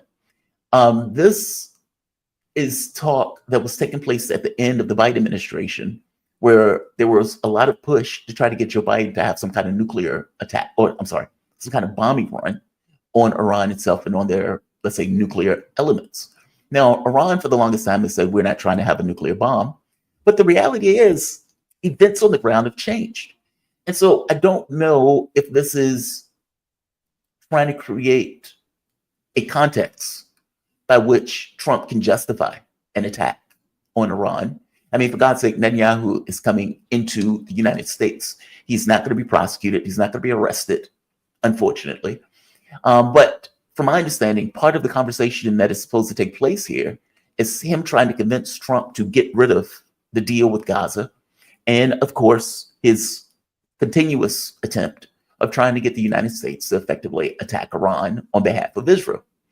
And so when I see a report like this coming out of the New York Times, my first thought is, okay, is this real or is this contrived in order to create a context for an attack, kind of like the weapons of mass destruction stuff? Whether it's real or not, I got to be honest, I don't really care. Iran is a sovereign country. Iran can do whatever it wants.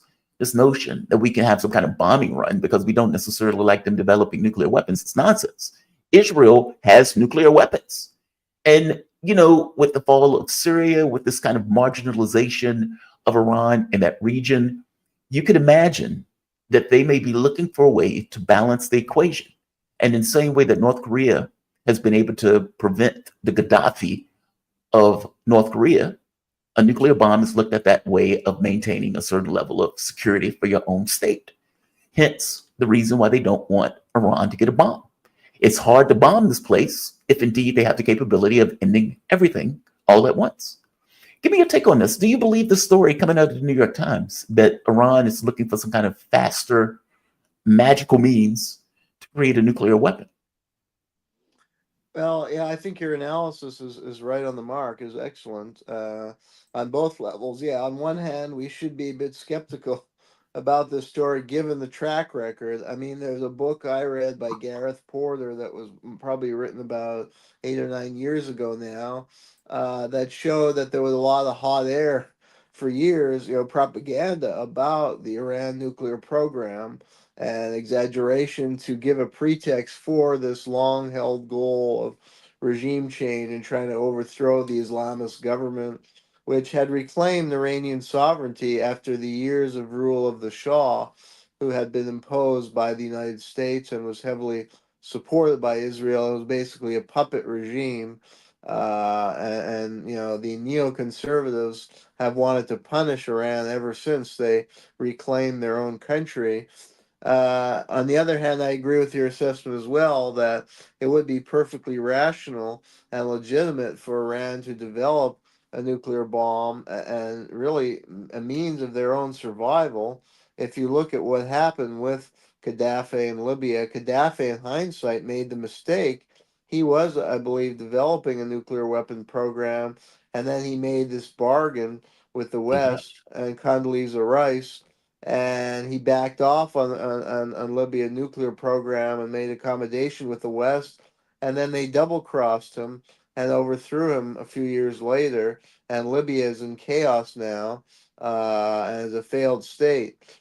And look at North Korea. The bomb has enabled their survival. I mean, they've been subjected to a 75-year regime change operation by the United States, which bombed their country back to the Stone Age during the Korean War, and they developed the nuclear weapon as a protection mechanism. So it would make perfect sense for Iran, especially with what's gone on in the last several years. I mean, Israel has ramped up its regional aggression, has gone into Lebanon, has attacked Iranian targets, as clearly ramping up for that regime change operation. And we know Netanyahu is a super war hawk, an unhinged criminal who would have been trying and wanting to go into Iran for years, and he would do it. And now he has Trump by his side and these extreme Israeli pro-Israeli hawks, messianic with this messianic worldview that supports a greater Israel. So Iran, feels very vulnerable and threatened. So this would make perfect sense for their point of view. So I think you're right on the mark on two levels in your assessment. Yeah, I mean, it's not insane that, under normal circumstances, countries try to find ways to mitigate an advantage that another country has at their disposal. Iran, for the longest time, has said, we are not trying to get a nuclear weapon. We don't see the point. We don't need one. We have other means in order to create a deterrence and a balance. Fast forward, the Syrian government goes belly up. Russia's role in Syria is marginalized, and we don't even know if Russia is going to remain in Syria, considering what has taken place. Israel has taken much greater territory in Syria and is openly opined about attacking Iran directly, effectively saying, okay, well, Syrian air defense is no longer an issue. And because it's no longer an issue, we now can attack Iran directly. Iran had been talking about doing True Promise 3 for months and never did. In fact, ended up backing away from it almost entirely at this point. So an event that was supposed to create this level of deterrence didn't create anything because they effectively backed away from it. And so I can totally see this point of view of we need to be able to defend ourselves against the US and Israel in what they consider to be a combined threat from both. And if you're thinking of that as Israel has a nuke, we need a nuke in order to ensure the integrity of the state. I can see them getting to that, but I guess the thing is, when the Iranian scientists, I believe this was last year, towards the end of last year, the Iranian scientists pointed out that we have the technical capabilities of making a nuclear bomb if we want to make a nuclear bomb, meaning this is no longer a technical hurdle. This is not something that we don't have the capability of doing. We just choose not to do it. That's why I'm skeptical of the story. Like, what do they mean? Come up with a faster way of building a nuke? Like, what does that even mean? They're acting as if, there are 20 different ways to build a nuke, and we are looking for this new, faster pathway. Okay, if Iran already has capabilities of building a nuke, maybe what they're referring to as breakout, the speed at which they can go from wherever they are to having a nuclear device that they can attach to a missile. But even that it sounds weird, the framing of it, the language. Sounds very strange to me. We're looking for a faster way to build a nuclear weapon. That just sounds bizarre. I don't know. I honestly don't know. I don't know where to go with that. It could go. It could be either. But we do know that Netanyahu is going to use this as a casus belli. Trump is going to use this as a casus belli. Kellogg is already talking about applying "quote unquote" maximum pressure against Iran with the story coming out. There was questions and pushing the Joe Biden administration, and for that matter, the incoming Trump administration, to attack Iran. Where do you think this goes? I mean, and I guess there are two questions with this. One, do you think there are negotiations taking place behind the scenes between the Trump administration and Iran? I mean, after all, it took Nixon to go to China. So is that what we're looking at behind the scenes? And two, do you think Netanyahu will be successful in trying to get Trump to run some kind of attack on Iran? Those are good questions. It's hard for me to predict. I do know we have, two extremist leaders who've had their sights on Iran for a long, long time. Yeah. They're ideologically driven. Netanyahu has shown a propensity for extreme violence and aggression. He's also on shaky ground domestically and within Israel, and I think that's adding to the possibility of reckless behavior on his part to try and salvage his power at a time he's facing ultimately potential indictment and imprisonment, and that's a dangerous situation when you have a leader who's known to be reckless and aggressive, who's facing the threat of imprisonment.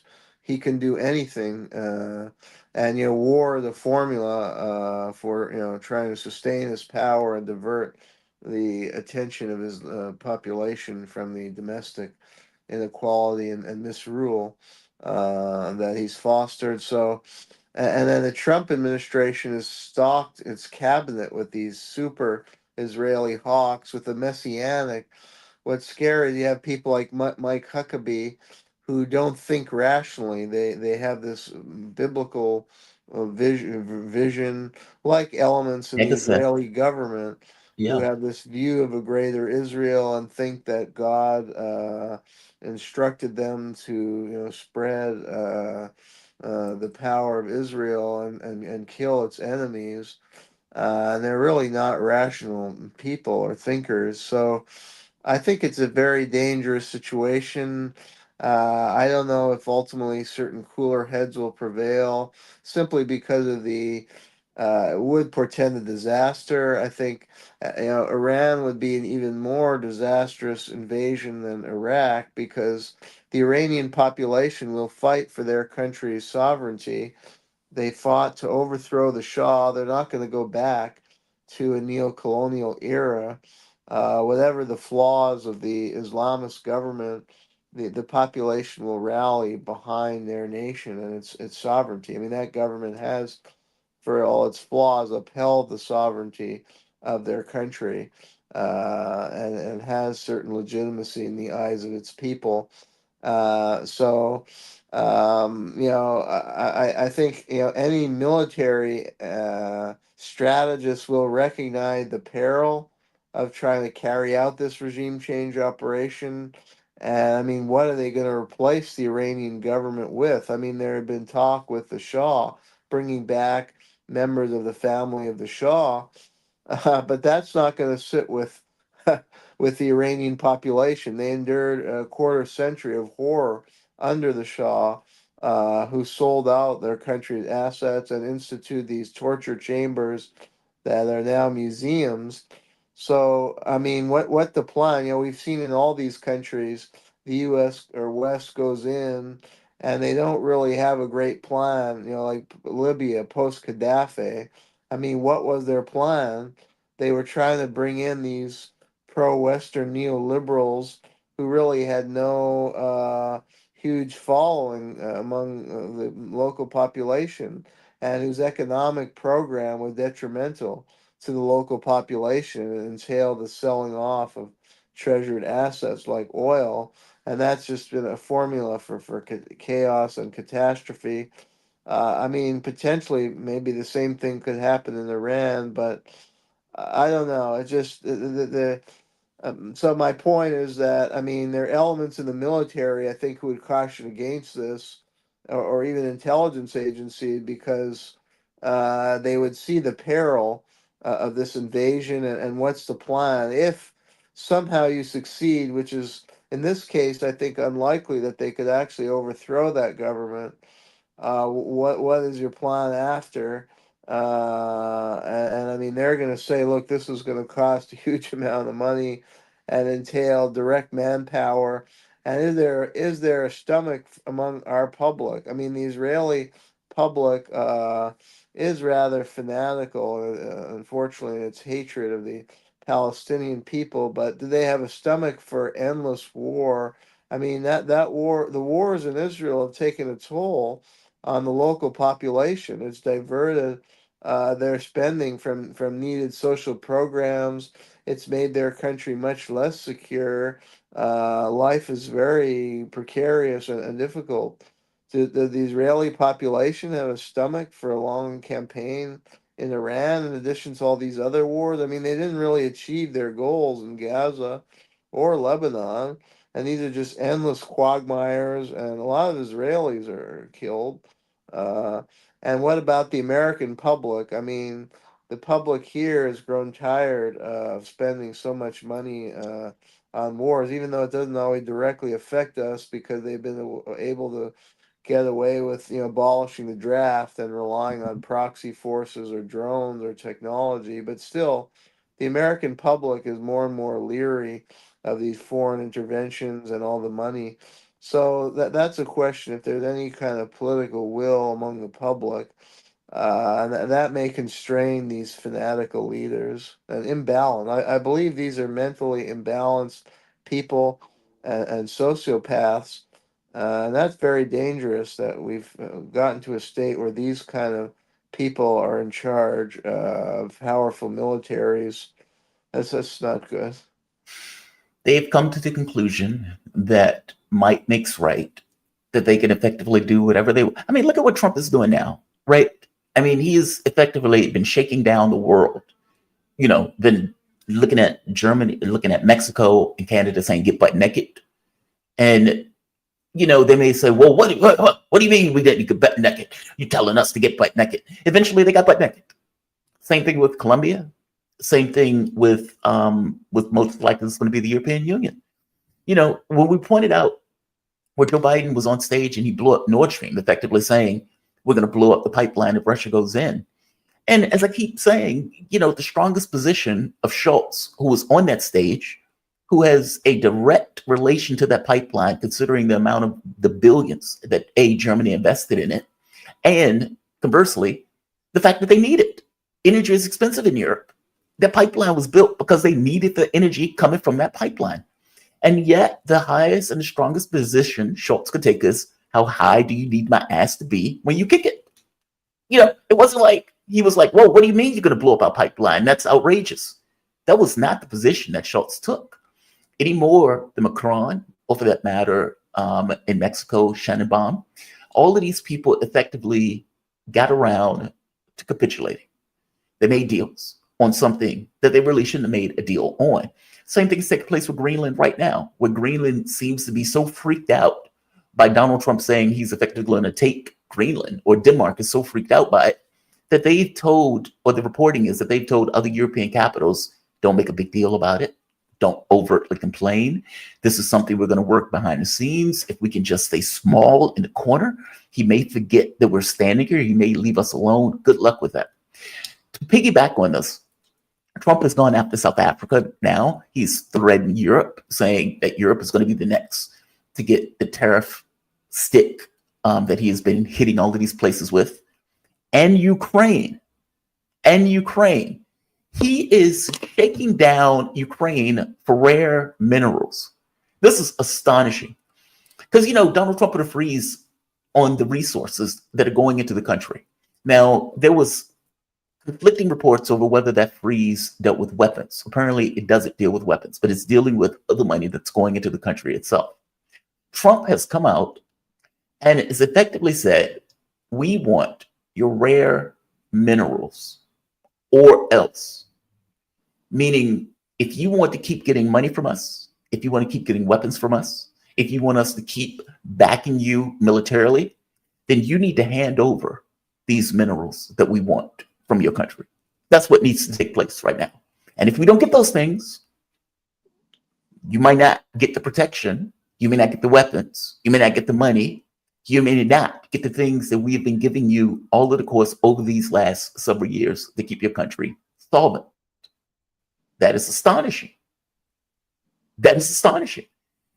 Um, Give me your take on this. Are we like I've asked some of my guests, are we in a new norm?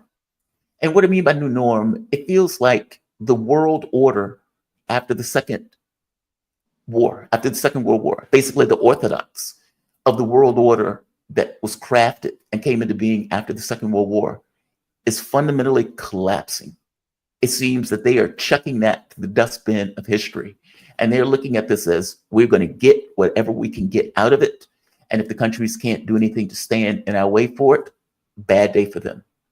Give me your take on this. Were you surprised when you heard the story come out that Trump was effectively blackmailing Ukraine for their mineral wealth? Give us minerals or you get no more protection from us? Yeah, it's a bit surprising. Some of the behavior kind of came out of nowhere. Trump started talking about Canada should be the 51st state, Right. and just taking over Greenland. Although that he had discussed before when he was president. But I mean, I think it's just kind of exposing what the United States really is as a nation. It punctures the myths, American exceptionalism, or that America is somehow a benign nation. I mean, Trump just shows what it really is. It's out to steal the minerals of other countries, even its allies, let alone countries, in the so-called third world. I mean, it's been doing Mhm. that for years and years. And Trump is just more kind of open, or he's taken it to a certain extreme that it shows it shows the true colors of what they are, the ugliness. Uh, and I think the only positive that can come out of this is that countries will start to get smart, like what you were saying with Schultz. These countries have just prostituted them to the United States for what? They got screwed. I mean, Germany got really screwed, as you were describing, with the destruction of the Nord Stream pipeline. America doesn't care about Germany. They're worried about a German-Russian alliance, and they wanted to, sell cheap American natural gas. So they did that criminal act of environmental terrorism. So yeah, countries. I mean, you're seeing a backlash. I mean, in Canada, Canadians are starting to rally around the flag a bit because these tariffs and the bullying of Trump that is off-putting the majority of the population. And look, Canada, under Pierre Elliott Trudeau, Canada was trying to assert more independence as far as its economy. I mean, Pierre Uh-huh. Elliott Trudeau is much more of a visionary compared to Justin Trudeau. He developed positive relation with China well before Nixon's opening with Cuba. He didn't just go along with American dictates in the world. He had a smarter policy. He wanted Canada to be a peacemaker and reach out to those nations. His son, unfortunately, just sold out Canada to the United States, and Pierre Elliott was trying to, yeah, assert Canadian independence over its mineral wealth, and have certain nationalized industries, not just allow U.S. corporations to dominate the economy. But Justin Trudeau has kind of gone in a totally opposite direction, and he's not well liked at all among the Canadian public. And he's just gone along with these regime change operations and wars and this Russophobia. But now there's an opportunity. I mean, Canada sees with a Trump there's more momentum to stand up more to the United States. So there's an opportunity for leaders to come to the fore who reassert their country's sovereignty from the United States, and that'll be healthier for those countries, and maybe that'll bring some humility to the United States if they're going to face a backlash through these bullying tactics and isolate themselves more and more in the international arena. There'll be more of a backlash here, and the Trump phenomenon will fade, and we'll get better leaders, hopefully, in the future who would project a better image for the United States and cultivate more positive alliances and not just shake down countries. Now, as far as Ukraine, I mean, I think, on this show, the two of us have been highly critical from the beginning of U.S. support for Ukraine. But this is kind of something else what he's doing. Although, I mean, it showed that the U.S. just really, and Trump, they just want to get whatever they can, use Ukraine. I mean, Ukraine has been used, and I've had dialogue with some Ukrainians who live in my city, and they Mhm. were kind of oblivious and very naive about the United States, and they thought the Really? United States is going to save them. And they had certain legitimate grievances with the Russians, but the approach they took of taking on the Russian, a much more powerful nation, was pure folly. And this whole war has resulted in their destruction as a nation and the death of a huge percentage of the country's youth. So this is just a great human tragedy. Now you have Trump shaking them down for minerals. It just adds insult to injury. So maybe Ukrainian will wake up that they've been used as pawns and it sowed their own destruction. And their best course is to make a deal with the Russians and accommodate a bigger and more powerful neighbor and try and rebuild their country independent of the U.S. Because the U.S. design on Ukraine is also to have BlackRock take over their economy and have Wall Street. They're setting up this reconstruction agency. It was headed by Penny Pritzker, and she was just going to bring in the Wall Street vultures to take over further their economy, which they've already been doing. Hmm. So Ukrainian would be wise to mobilize against that, make a deal with the Russians, and try and rebuild their country independently. Well, at this point, God, man, you're so right when you look at it in those terms. It's like not only did we leave them kind of down the garden path, so yeah, we pushed them into this kind of war. We said we're going to be with you for as long as it takes. And then you get this kind of pulling the rug from under them at the point where Joe Biden fails, Trump comes in. His main mantra is, I'm going to end the war. I'm going to end the war. He pulls resources out of the country itself and then turns around and says, oh, by the way, we need some of your rare earth minerals. Just saying. Because if you remember, Lindsey Graham was telling Donald Trump at one point that, we can't let the Russians get their hands on these minerals. We can't let the Chinese get their hands on these minerals. Ukraine has a huge amount of resources. And those resources can be the guarantor of the loans that we're providing Ukraine. And so, Trump is the same guy who went to Syria saying we're stealing the oil. We're stealing the oil. He's the same guy who said that the U.S. should have stolen oil when it left Iraq. And so now he's in a situation where he's in Ukraine, and his response is, we should take what they have at their disposal, rare earth minerals. You're going to give it to us, or else you are going to die on the vine. Like that. That is astonishing. That is beyond astonishing, especially when you put it in the context that we were effectively pushing them into a war. And on top of pushing them into a war, they lost that war. Just amazing to me. Do you think that there's going to be a turn of the worm on this, either in Europe, meaning, do you think these European capitals, after this experience, after this example, whether they are effectively being shaken down all across the world by a US president, that this is going to somehow change how they deal with America, how they engage with America going forward? Or Well, not too much? yeah. Firstly, I think a lot of those leaders have very limited credibility among their own population because of what they've done. How they've compromised their own country's sovereignty, and they've often allied with allied with the United States to the extent that they've not governed in the interest of their own people. And the example of Germany you gave me on Ukraine is key to that. They poured so much money into Ukraine when it's in the interest of European countries to have good relations with Russia, Yeah, of to course. have access to Russian natural gas, and so Ukraine has been a disaster for those countries, and there's already been a revolt against those leaders. There have been a lot of protests in France and Germany. Yeah. So I think just this further exposes the weakness and pathetic nature of those leaders. And now they're being insulted by Trump. And I know they're in a hard position to stand up to him at this point. I mean, I think they will, for political survival reasons, they will maybe start to take a harder line against the United States.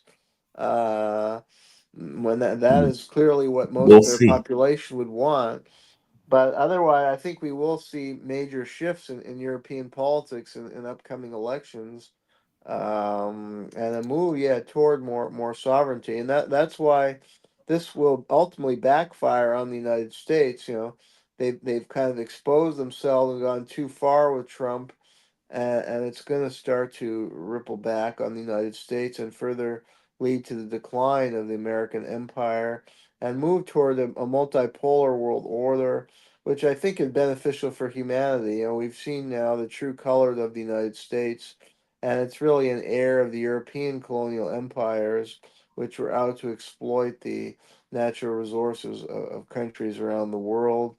Now we're And doing the same thing to yeah, Europe. and it's out in Yeah. the open. Yeah, and we're doing it to our own allies, and these are proud countries, and strong countries that are not going to allow for that. So Germany, jeez, Jeremy Kuzmarov.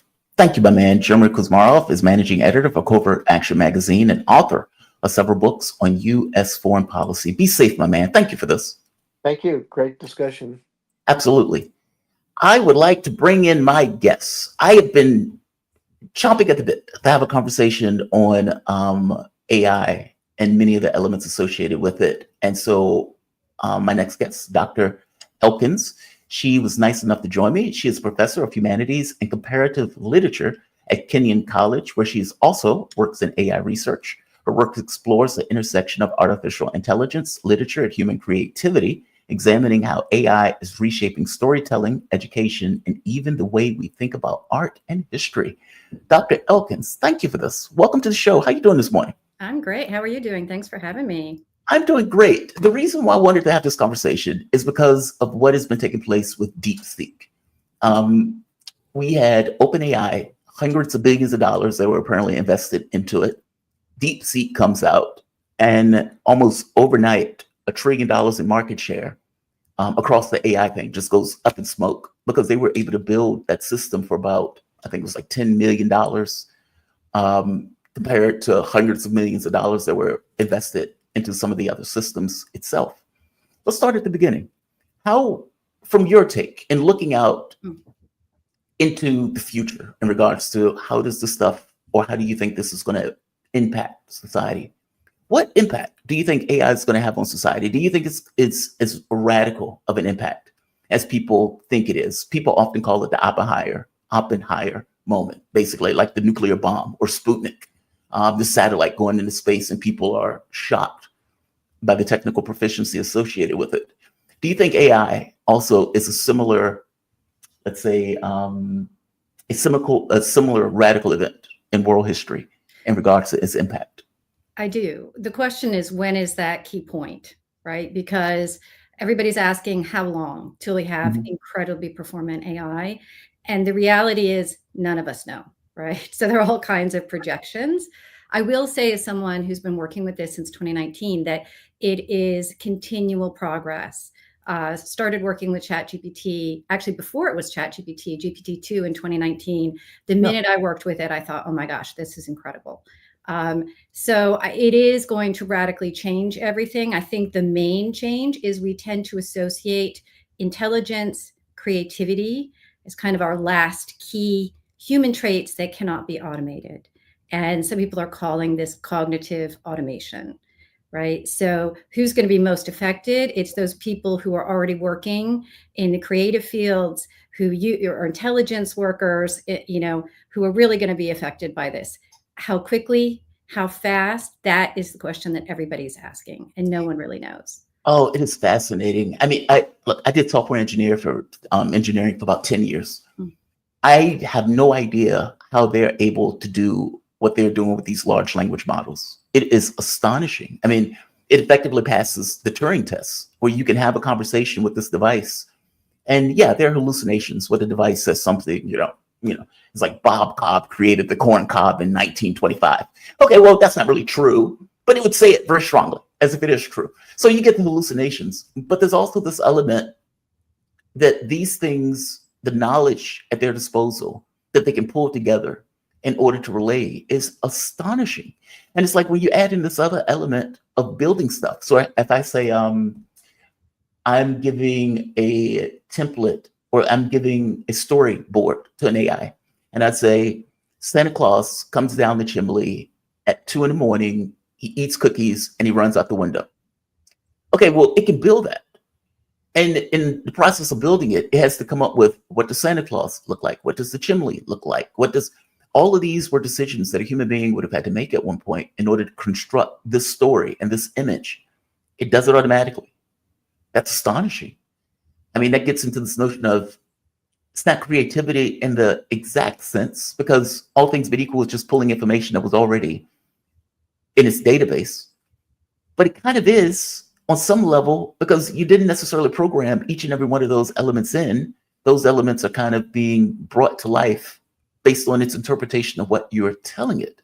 I find that to be astonishing. And you're right, this is going to hit the arts, acting, even on YouTube, where you have like these kind of AI programs that are mimicking human beings in relaying information to an audience that may not necessarily know that those things are AI. I mean, I'm fascinated by this. What impact do you think this is going to have? Let's take out the win, because as you pointed out, we don't know the win. Yeah. But what do you think that impact is going to be across the board, either in screenwriting, either in business, either in even something as basic as transportation? Let's say like a car that can go from point A to point B, where you don't necessarily need a driver associated with it. Yeah. How wide ranging do you think that impact is going to end up being in our society? I think it's going to be very wide ranging. The big question is robotics, right? Because robotics, we thought we were going to have robots long before we had bots. And in fact, our bots have been more performant than our robots. So right now we're seeing a renaissance in robotics. The robotics is that real question mark, right? Mm-hmm. Are we going to be able to embody this intelligence in something that can act and move in the outside world? Okay, so let's start with the creatives. I'm worried for those screenwriters. They got 3 years on their contract. We have done some testing of screenwriting. Other, industry has done it. It is definitely creative. The question is, what do we mean by creativity? And there are all kinds of questions out here. And actually right now it's a very real question. Can this do things that it's never seen before? Is it really creative? Right. Certainly in the case of AlphaGo, that's that early, a couple years ago, AI that beat the best Go player in the world. Okay. Right. So the way they did that is finally they stopped training the AI on humans, playing humans, and actually trained it on itself. Once they trained it on itself, it made this move while playing that everybody thought was the dumbest move ever. They had never seen it. No human would ever do it. It turned out to be the winning move of the game, but it was unrecognizable to humans. So the real question for language and for these LLMs that we have right now is, how would we train it on itself instead of humans? Because right now it's limited, right, to that human information. Mm-hmm. There's also a larger question about creativity, and that is this question of, is creativity something that has never been done before, or are most people who are creative just remixing, using their life experience, using what they've seen? And I think most of us would agree that the vast majority of creativity is just building on what's already been done. Right. So for creatives, I think we definitely have a real question. Business has been kind of interesting because we haven't seen it take off as quickly as people expected. One of the reasons is that businesses have really been primed to use what we call structured data. So everything is set up in spreadsheets, it's numeric, it's all this kind of data. And suddenly they have these systems that are really good, with all kinds of data that are in the form of videos and images and text transcripts. And we never really could use that before. So businesses weren't really adapted for that kind of data. Most businesses were really caught flat-footed, right? Because they don't have that kind of data to use. And so that transition has really been tricky. The other tricky thing is, all these businesses want to hire AI people to come in and help them transition, but there are very few people who can do it. That's Right. changing. There are a huge number of people coming into the field. A lot of people who were in adjacent fields are moving over. But, a really good AI programmer, we're talking the same kinds of salaries as like a top NFL player, right? Maybe not top, but, certainly a very good NFL player, right? So, we're talking about those kinds of salaries. So businesses have been a little bit slower than we thought. Very, very hard to track exactly how many people are not being replaced. The tech industry is seeing a big hit in terms of trying to cut. So we're really kind of watching that business sector. Transportation is interesting because here we have a situation in which people get very worked up about a single accident with a self-driving car. And yet there are so many accidents every day with humans driving cars. Right. And Right. so the question there is how much better does a self-driving car have to be than a human for us to tolerate it, right? Is it 10 times better, 100 times better? Because really, the number of accidents we're seeing is small, but when we have one with a self-driving car, of course, it makes the news and everybody is horrified. Yeah. It's like the ghost in the machine. Yeah. We're okay with a human being killing people, but if it's a car, oh, that's too far. That's too far. Right. That's right. What's wild about it, as a software engineer, I remember working in the company and building systems that would have eliminated jobs at the company. Would they eventually repurpose people into other different areas? But that is a real thing. Like, our society hasn't necessarily caught up with the speed and the pace at which this kind of technological proficiency is taking place. And at some point, invariably, there will be a car that goes from point A to point B where you don't need a person. There will be a checkout counter where you don't need a person. I mean, we can see it now, the way they have checkout counters set up where you might have maybe 3 lines, but the rest of them are effectively self-checkout. Eventually, there'll be stores where a person can walk in and it would automatically ping the person's credit card or whatever in order to get the money from the person, where they don't necessarily need to interact with anyone. This stuff is coming. Do you see any kind of changes? And maybe this goes beyond the scope of this conversation, but any kind of legal changes, any kind of changes in the way that AI is being, let's say, engaged in order to make society that much more prepared for the eventuality of its rollout? And I hope that makes sense. I'm trying to get at this thing of the unpreparedness of society to be able to accommodate these kind of new technological innovations that are coming down the pike. I mean, even from just the capitalistic standpoint of how do we maximize our profit? And we can maximize our profit by utilizing this technology as opposed to having to hire new and additional people. There's a political consequence to that is going to be felt in our political space. I haven't seen anything that they've done to try to accommodate that yet. But to be fair, I don't work in this field constantly anymore. Have you seen them making any kind of adjustments, any kind of plans, any kind of movements on this at all? Well, we certainly saw it with the Biden administration. There was an executive order. And in that executive order, there was a concern with questions about labor. There are a lot of researchers looking at the future of work, trying to predict how much are we seeing, how much is it going to be affected. I think one of the problems is we have a story that we tell, which is that every new technology makes people worried. But they're always worried for nothing. And in fact, there are new jobs that are produced, right? Mm-hmm. And it's just a question of upskilling or training for those new jobs. So there's a saying out there, you'll only be replaced if you don't know how to use AI, but the people who know how to use AI will not be, they'll still have jobs. Well, the fact of the matter is, as AI becomes better, we're going to need fewer and fewer of those people using it. And we're already looking cutting edge.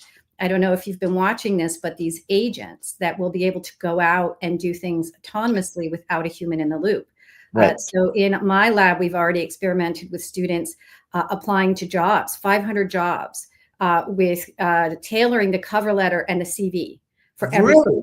Mhm. So this Yeah. would be considered, what is it? Artificial General Intelligence, AGI, I It's believe. not AGI, it's called agents. And Okay. you actually have a network of agents. So you have many agents performing these tasks. So in this case, you had agents that were autonomously reading the jobs, deciding if it was a good fit, and tailoring the CV and the cover letter to each job and submitting it. Right. So, Wow. right. You can imagine what kind of effect this is going to have as we have these agents. And so that is a real concern because we no longer really have a human in the loop. Right. We no longer have a person going, yes, apply for this job. That looks good. And so we're going to have these agents that are going to really change things up, assuming that they're not regulated, assuming that they're not considered unsafe. I mean, there are all kinds of questions here. Mhm. That's terrifying on some level. Not so much for the job thing. The job thing, that's great because that's busy work. Like that's work that you don't really want to do anyway. Right. Like if I could say, okay, go out and find me a job. And this is what I'm looking for. And it says, okay. And it goes out and it comes back to say, okay, I've applied to all of these 100 companies in this particular area. This was the range of which I did so. And it says, thank you very much. I didn't want to spend 5 hours doing it. So God bless that you were able to do it for me. Exactly. It gets terrifying when it gets to things like governments. Because you can imagine, I made an example. Sock puppet accounts. So there are accounts that effectively use anonymity of the internet in order to, let's say, drive certain ideas, drive certain, let's say, political objectives. That because at that point you have the cover of anonymity, and nobody knows who you are. For all intents and purposes, when someone sees an account, they just assume there's a person running that account. That is not always true. And if you're talking about like covert stuff, okay, well, what does it look like when you have an agent that can go and do this with no ghost in the machine? It is effectively this kind of artificial intelligence that is effective, that is affecting something, whatever that something is, for whatever particular reason it is. And you don't even need a person in the mix, in the process. That is terrifying to me. I'll give you an example. Say, for example, you had a repressive government, and that government wanted to follow certain people, or let's say not even a repressive government. Let's say you had a police action that was taking place, and the rule goes out that says, okay, we need you to follow this person. And so we need you to follow this person everywhere this person may goes. We want to have this automated process of keeping track, paying attention to, and watching. Meaning I, as an individual, don't necessarily have to oversee it. I now have this ghost that is going through and doing all of this action for me and keeping a note of what is taking place. That freaks me out. Like where that goes is very terrifying to me. And I don't necessarily know if there's been any kind of legislation trying to deal with, let's say, the ramifications of what AI could do.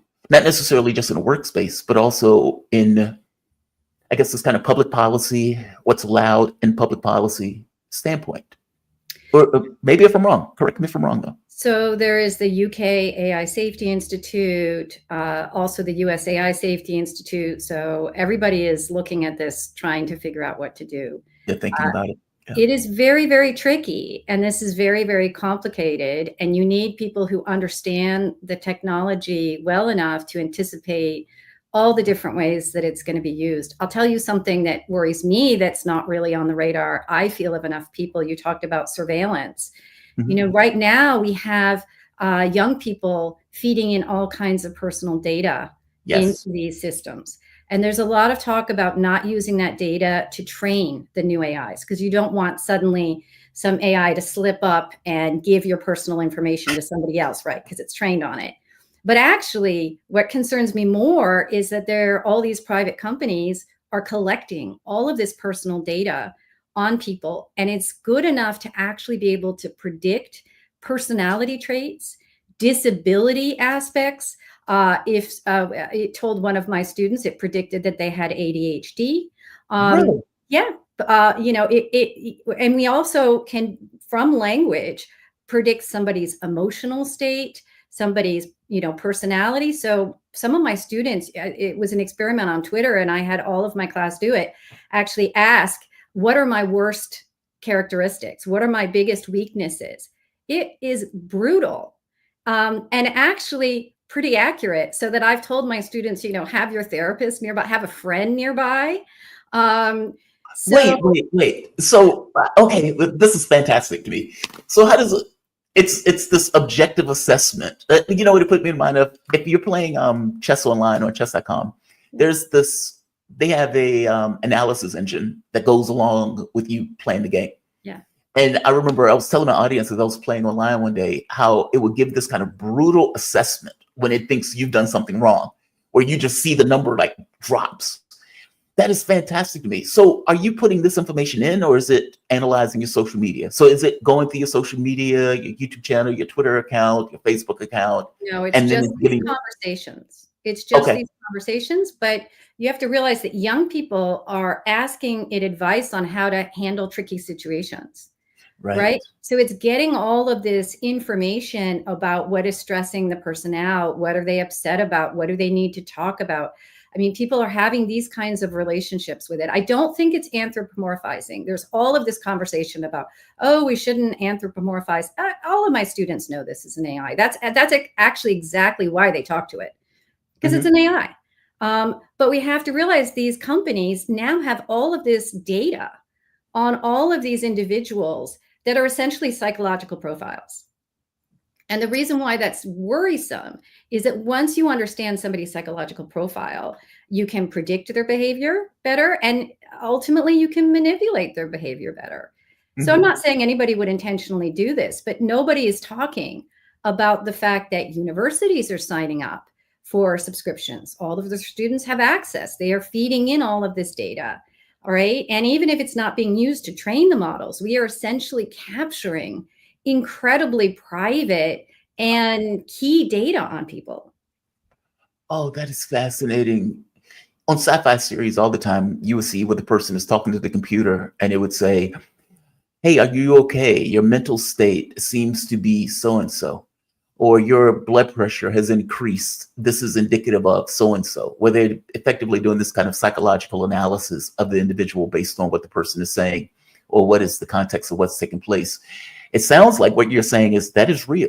That is effectively the way these things can operate if indeed they're programmed to do that. That is astonishing. It's only based on your language and the kinds of conversations that you're having with it. But if you did sync it up with somebody's smartwatch and biometric data, it definitely would have a lot more information. And one of the things that worries me as someone who works in effective AI is that we're some pretty prominent figures who are saying, oh, this tech doesn't work. It's pretty hard to predict emotions. It's getting better and better. And I actually worry that we need more people focused on it. It's the same issue with everybody saying, oh, it's hype. It's not that great. I mean, as you pointed out, there are certainly issues. But if everybody thinks it's hype, we're not focused enough on, as it gets better, what we're going to do. So all of this kind of data is going to be a real issue. You mentioned surveillance. There's another really interesting question here. For AI to be good, we have to feed it more data. And there's some communities for whom we don't have a lot of data, and it actually performs worse. Well, the big question becomes, do we want to feed it more data?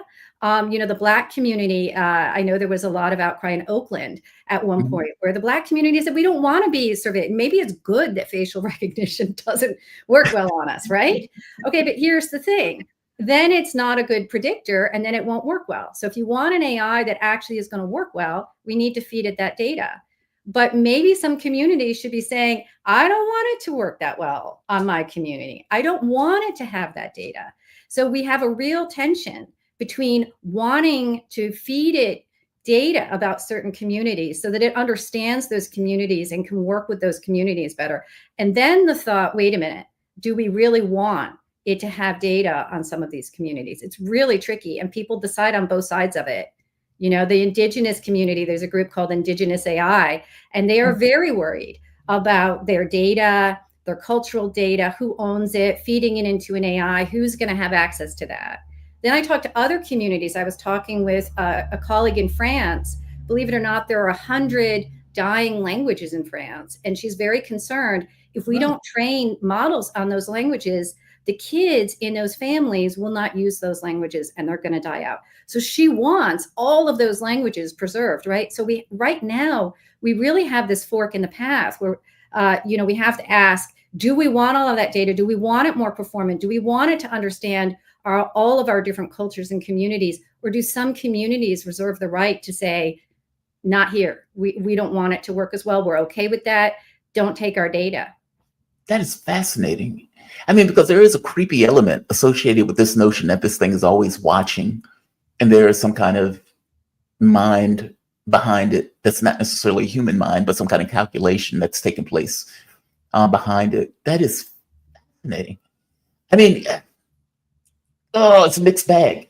Because I can totally see someone who's, let's say, in emotional distress, being talked down by a model that can engage that person in a way that makes sense. It comes across, given this kind of appearance of humanity, even if it's not necessarily real, but still having an actual emotional impact on that person to the positive.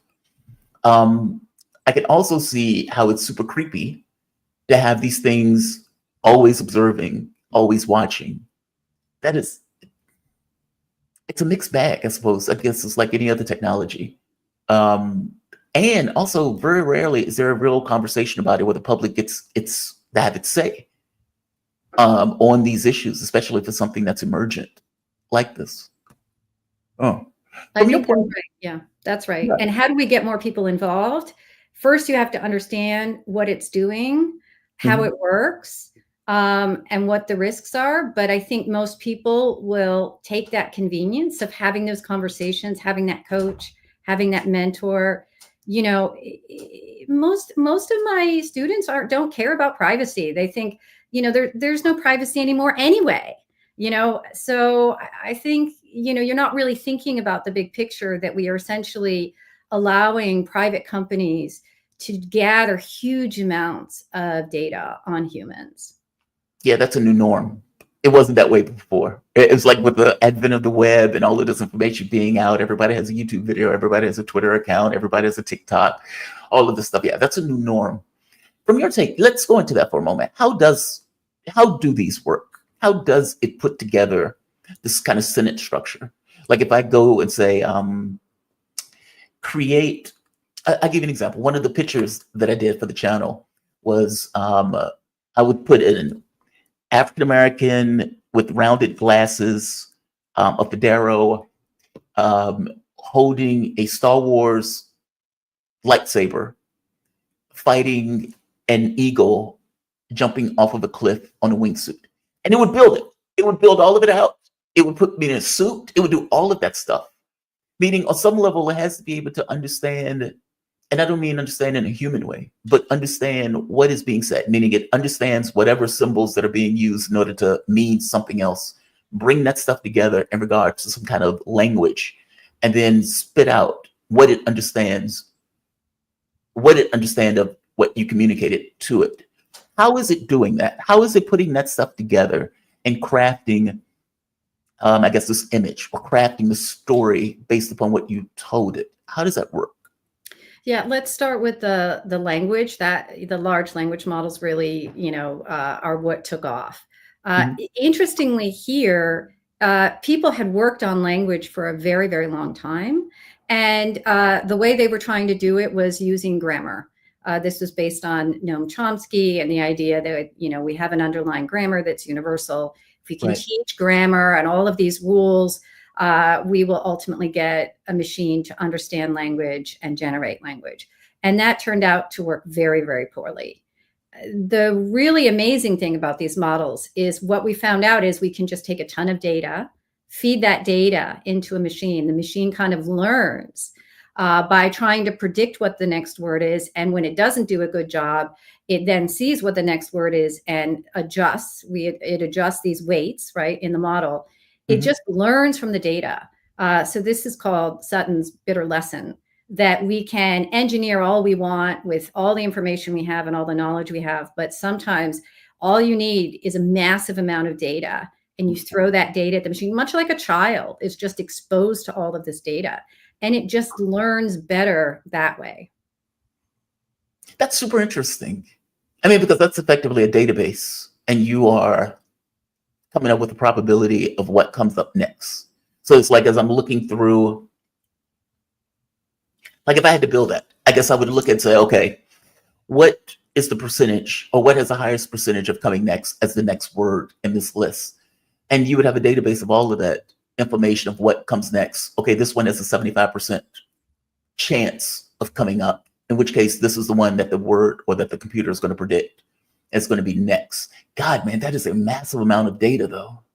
So sometimes people call it a fuzzy database because it's not actually storing that data. We are passing the data through the model, but it's not keeping any of it. There's no archive. There's no place it goes to look up. So it's kind of like memorizing, sort of. And that's why sometimes if it's seen something a lot, it does actually kind of memorize. But if it's only seen things a couple times, it's fuzzier, right? About how it knows that. The other Wait, thing, you lost me on that one. You got to explain that. Yeah. What do you mean fuzzy? Like, what's the, like, it has to be stored somewhere, right? Or am I wrong on this? No, does not store anything. It is just, it's loosely modeled on your brain. Where are all your memories? Where are they stored? There's no place we can go and just peer it, right? You've got these synaptic, these neurons, these connections. It's stored in the strength of those connections and which ones are most likely to fire. So there's no storage. There's no storage.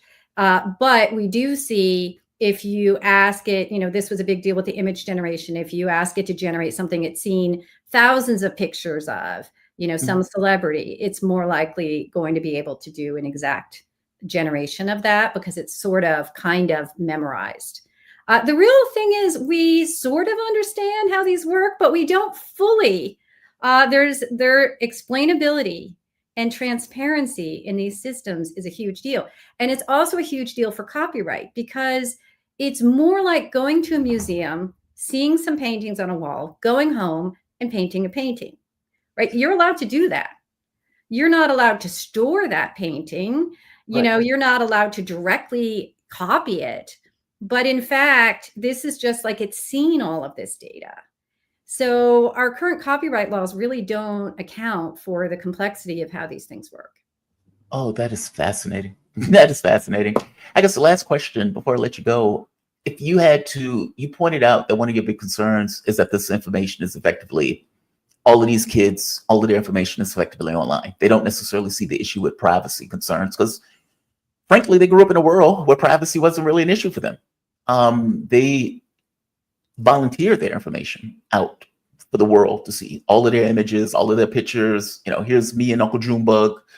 I think I even have an ass picture on Instagram, for God's sake, when I was like traveling and bored in a hotel by myself. Like all of this stuff, we just do this stuff, on our own. We're not prodded for this.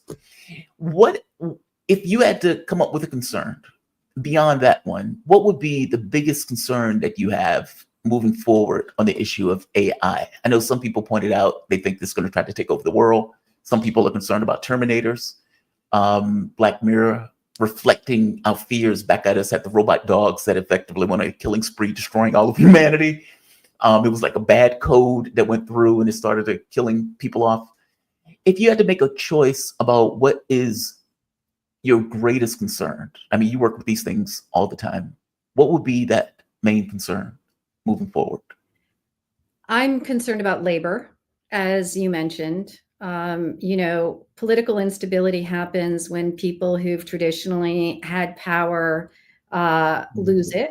And we're definitely going to see, as with any technology, that people who benefited from earlier technologies may not benefit from this one. I'm less concerned right now about the whole Terminator idea. I think we've got enough to worry about with automation and with the capture of data. That's a lot. So we still have a lot on our plate, I think, to try to figure out. Wow. Dr. Catherine Elkins, am I pronouncing your last name correct? Elkins? Yes, absolutely. Okay. Dr. Catherine Elkins, she's a professor of humanities and comparative literature at Kenyon College, where she also works in AI research. Her work explores the intersection of artificial intelligence, literature, and human creativity. examining how AI is reshaping storytelling, education, and even the way we think about art and history. Dr. Elkins, thank you for this. I really do appreciate it. Thank you. It was great. You be safe. Have a good one. Bye. Oh, that is super fascinating. That is super fascinating. Oh, that is super fascinating. I mean, Black Mirror, one of the weirdest things about Black Mirror is how close it is to our normal everyday reality. And it's that closeness that makes it awkward, that makes it where you can kind of conceptually see it. And in conceptually seeing it, it makes it awkward. It's almost like having, have you seen something that looks humanish? Let's say like a mannequin, something like these robots that try to mimic human facial expressions and everything else. They end up looking creepier than what it would be if it was just kind of a robot. Black Mirror is kind of that way. It's so close to the way that we engage reality now that its dystopian view, it's freaky. It's not so much a horror thing. It's more so what it means. I get the sense the AI is kind of like that. There are all sorts of avenues that this can go. Some of those will be good, right? Like if a person has an AI friend that can talk them down as opposed to jumping out of a window, that is a positive development, unless the person was just horrible, in which case, fair enough, right?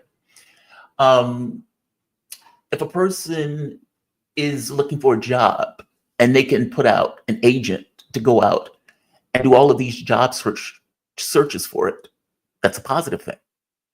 I've said on more than one occasion, the biggest issue with much of it is that it's not owned by the public, that it's owned by the 1%, in which case they can exploit that AI or that bit of technology for their own wealth and richness, as opposed to something that's spread out to the rest of the public. We are giving up all of our information, and it's using that information in order to come to certain assessments and everything else. And you can imagine that corporations are going to use that for their benefit, to maximize their profit. I mean, Facebook is a really good example. Do you remember, this was several years ago, where it came to light that Facebook was running a test on the emotional, is it well-being, integrity, the emotional status of the various people who were using their system. And what they found was, depending upon the stories that they were giving people, they could affect how that person on some level views the world. Now, I can tell you, as a software engineer, at the very least, having worked as a software engineer, there's always a layer of reality between you and the system. So whatever you're seeing is not really reality. I construct that reality before I give it to you. So what's real can be secondary to whatever you're engaging with, which is what Facebook was effectively exploiting in changing and running the experiment on how people's feelings, their emotional tenor. The thing that freaks me out about all this is everything that she mentioned before, this idea of all of this information being dumped into these databases or into these corporations that are going to be looking for a unique way in order to maximize their profit. The other aspect of that, though, is things like drones, things like warfare, things like covert operations. Think of having an agent that breaks into somebody's system. Think of having an agent that mimics, mocks, that spoofs something else.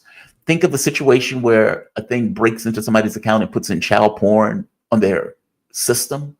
Like, you can imagine all of the stuff that is clandestine now becomes that much more proficient in a world where technology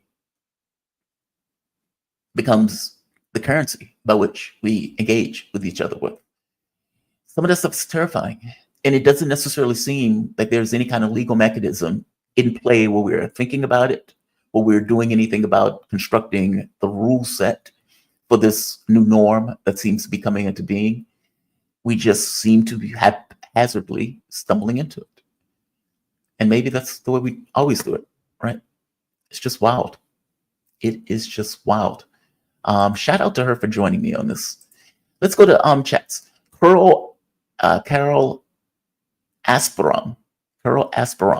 Trump's shakedown is a smokescreen. It's a distraction from his real motives. Please, people, do not be fooled. Well, I guess the question will be, what are his real motives? I mean, I suspect that for Trump, a lot of this stuff is a cash grab. So yes, he's going to increase, or he's going to cut taxes for the 1%. He is going to do stuff like, hey, I'm getting rid of tips, which is going to explode the deficit already. I mean, the deficit is what, $37 trillion, some insane amount. And that number is even going to go higher than that, especially once he cuts taxes and whatnot. What would be the real objective? I mean, honestly, I do think part of this is that we're in a new norm. I think part of this is Donald Trump has accepted this idea that we are premise or supreme. It's no longer true. And because it's no longer true, we need to look out for the best interests of America first. Full stop. And I think in his mind, what that means is we need all of North America. We need control of Canada. We need control of Mexico. We need control of the Panama Canal. We need control of Greenland in order to have an angle on the Arctic. I don't care about these other countries. You're not our allies. You're our vassals. We need to protect freedom of the free world, which means you need to give us stuff. So you need to give us Greenland. You need to get butt naked on this issue of Canada and Mexico. You need to give us the Panama Canal. It goes to that. The wild part about it is up to this point, everybody is bent over. Everybody's bent over. How high do you need my ass to be, sir? How high do you need it to? In which case, kicks him right in the ass. So, look, I don't know what is in Trump's mind. It does seem like he's come to this conclusion that this is no longer the post-war environment. This orthodoxy that was there prior seems to be over with. We seem to be in a new norm. And for better or for worse, that new norm is not this notion of working with other countries. It's dictating terms. And the countries where you can't dictate terms to, you can't dictate them because that country is strong enough to tell you to go F off. Now, Russia, China are the two main ones that could say, go F off. Now, the rub is Trump has no leverage over Russia. I mean, you've already passed every sanction in the world that you can think of. There's nothing else there. So that's not an issue. And China has already had this thing where they told the United States, like, who the hell do you think you're talking to? You are not better than us. You are at best equals. You know, we are not tolerating this attitude from you. That is not where Europe is. It's not where Europe is. But, you know, for all of this talk about Trump is horrible for it, they allowed him to do it. Right? I mean, correct me if I'm wrong. I mean, for all intents and purposes, you know, we've been trying to get, let's say, disrupt this notion of Europe and Russia for decades. We hated those pipelines because we didn't necessarily like this physical connection between Europe and Russia, especially if we had a product that we wanted them to buy from us. Not to mention the very act of having a pipeline between Europe and Russia kind of undercuts this notion of NATO in and of itself. Like, why do you need a NATO when you have these financial relationships? And if indeed you could have these financial relationships where you guys are depending on each other, then why is this NATO thing in existence? So the US has been against it for God knows how long. Now, it's one thing for a foreign country to be against something that your own sovereign country is doing. It's another thing for the leaders of your country to agree and to do things that are antagonistically affecting everybody else on the home front. So, you know, so what? America doesn't necessarily like Nord Stream. That is secondary to Schultz standing there as Joe Biden effectively saying, I'm going to blow up the pipeline, and then blows up the pipeline. And Schultz can't say the most honest thing in the world. That mofo blew up our pipeline. But instead, they blame Ukraine, while simultaneously still sending Ukraine hundreds of millions of dollars, or hundreds of billions in total of dollars. So not only can you not call a spade, you then have to turn around and say that the country who you've been giving all of this money to is the ultimate culprit who blew up the pipeline, making your country's economic situation that much more fraught. How weird is that? How weird is that? And if your name is Donald Trump and you know Joe Biden just blew up the pipeline, what are your thoughts? Like, what are you thinking when you see that? When you see over and over again, Europe effectively saying, well, we can't pass sanctions on this because we don't have the situation that would allow us to do that. And then they get pushed into doing it anyway. And they do it over and over again, even to the economic and political instability of their own governments in Europe, whether it's France, whether it's Germany, whether it's Romania, where they literally killed the election, annulled an election. Yes, a new one is coming up, but keep in mind, they annulled the last one is because they didn't necessarily want Carl Gurgescu to effectively win that race. And it was clear as day he was going to win that race. And so they have effectively allowed this kind of political and economic neutering of Europe. And for what? For what? In order to be able to say we are part of the white world? Is that what it is? Which is what I strongly suspect it is. They consider that throwing their lot in with America is better than having this kind of Europe continent in and of itself. Fair enough. There are consequences to that. And one of the consequences to that is at some point, the guy who you were running around the world telling people what to do can turn and look at you and say, get butt naked. Get butt naked. Show me your balls. And up to this point, all of them have said, here you are, sir. Here you are. Here you are. I hope you get my point.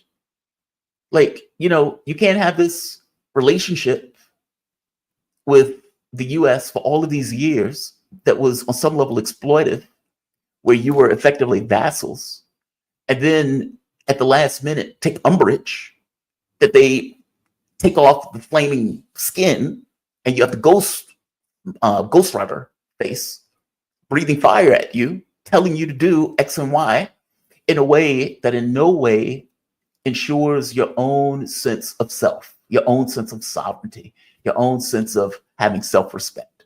All of those things are out the window. None of those things at this point matter. Donald Trump is in this mindset of, I am kicking ass, taking names, and I'm telling everybody what they need to do. And the countries that are strong enough to say, go kick rocks. Okay, well, those countries are allies. The countries that are allies are the ones that are capitulating. It is super bizarre. I hope you get my point, though. This has been our relationship with Europe for decades, trying to all of a sudden turn on the dime and take umbrage at it. Good luck with that. Good luck with that. I suspect Trump respects power. Europe's not a power. Europe is not a power. They can think of themselves all they want. Europe is not a power. Daniel Drazinovich, super sticker. Thank you, Daniel. Much appreciated. President Jafar, what are the guests' views on Malema? I don't know what that is. Malema? President Jafar, I don't know what that is. Malema? Malema? Malema?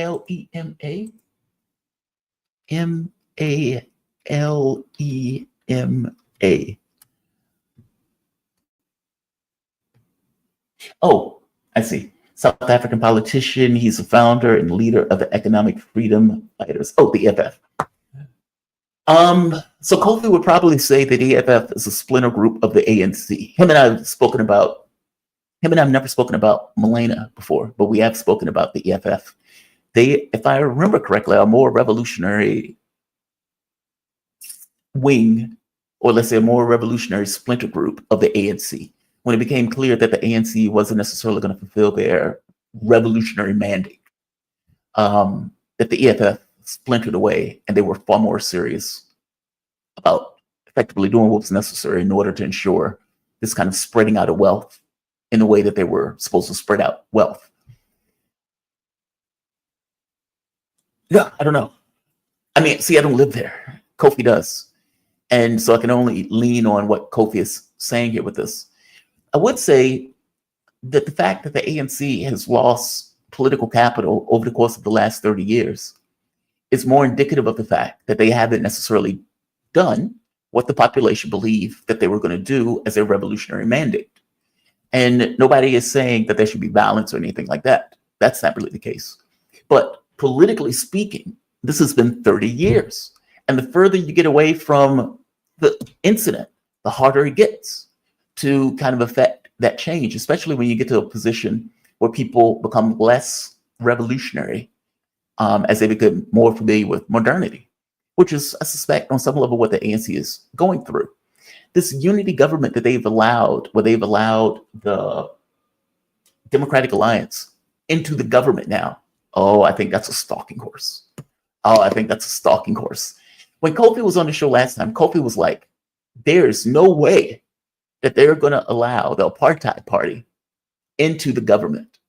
And lo and behold, the election result was so poor that they ended up allowing that apartheid party into the government as part of that government.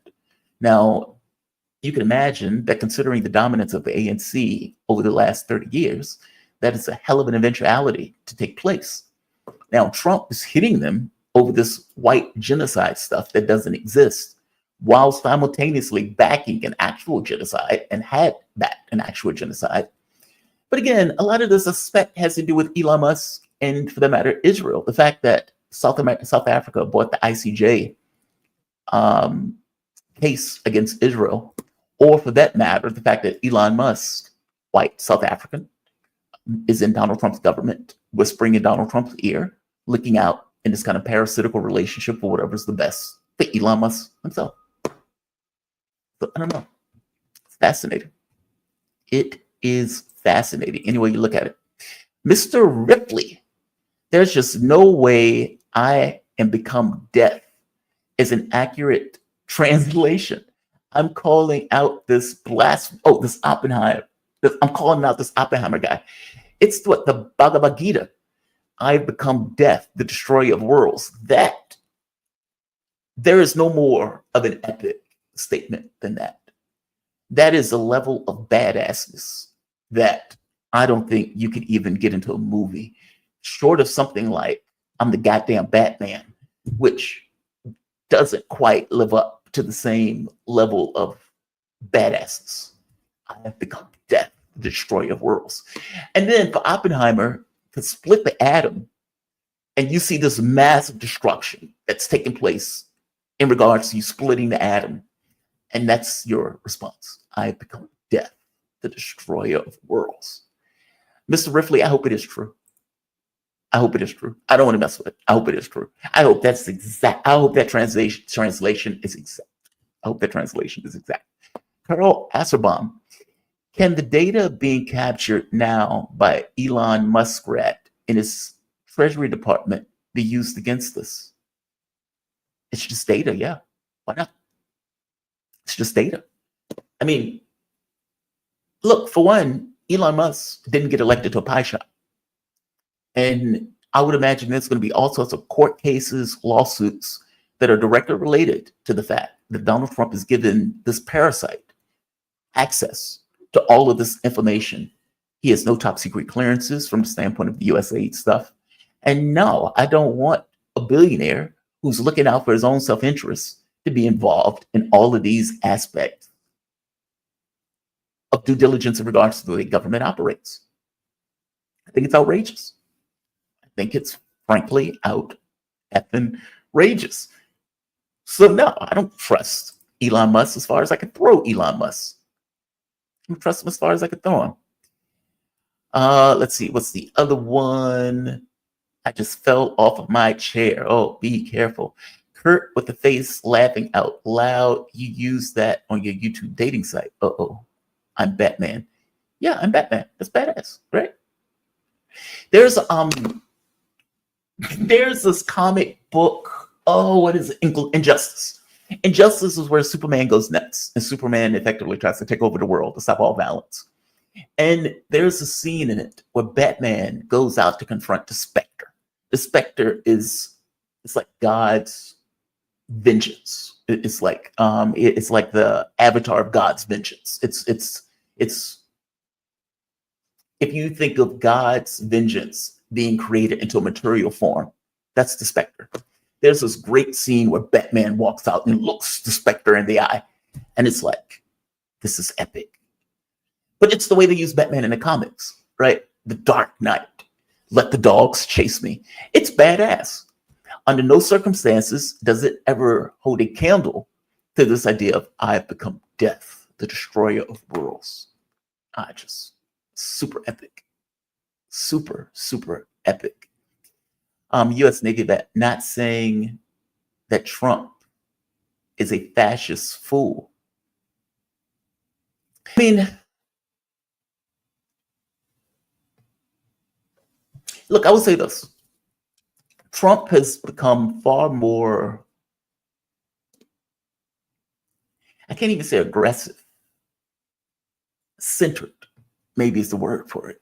Far more centered. Like the first time around, he had to deal with withering opposition, much of which was just nonsense. The whole Trump and Russia stuff was nonsense. It was just convoluted. It was something they made up. This time around, it comes across as if they're beaten. I hope you understand what I mean. Not he wins and there's continued opposition. It just comes across as if he won outright. They lost fully.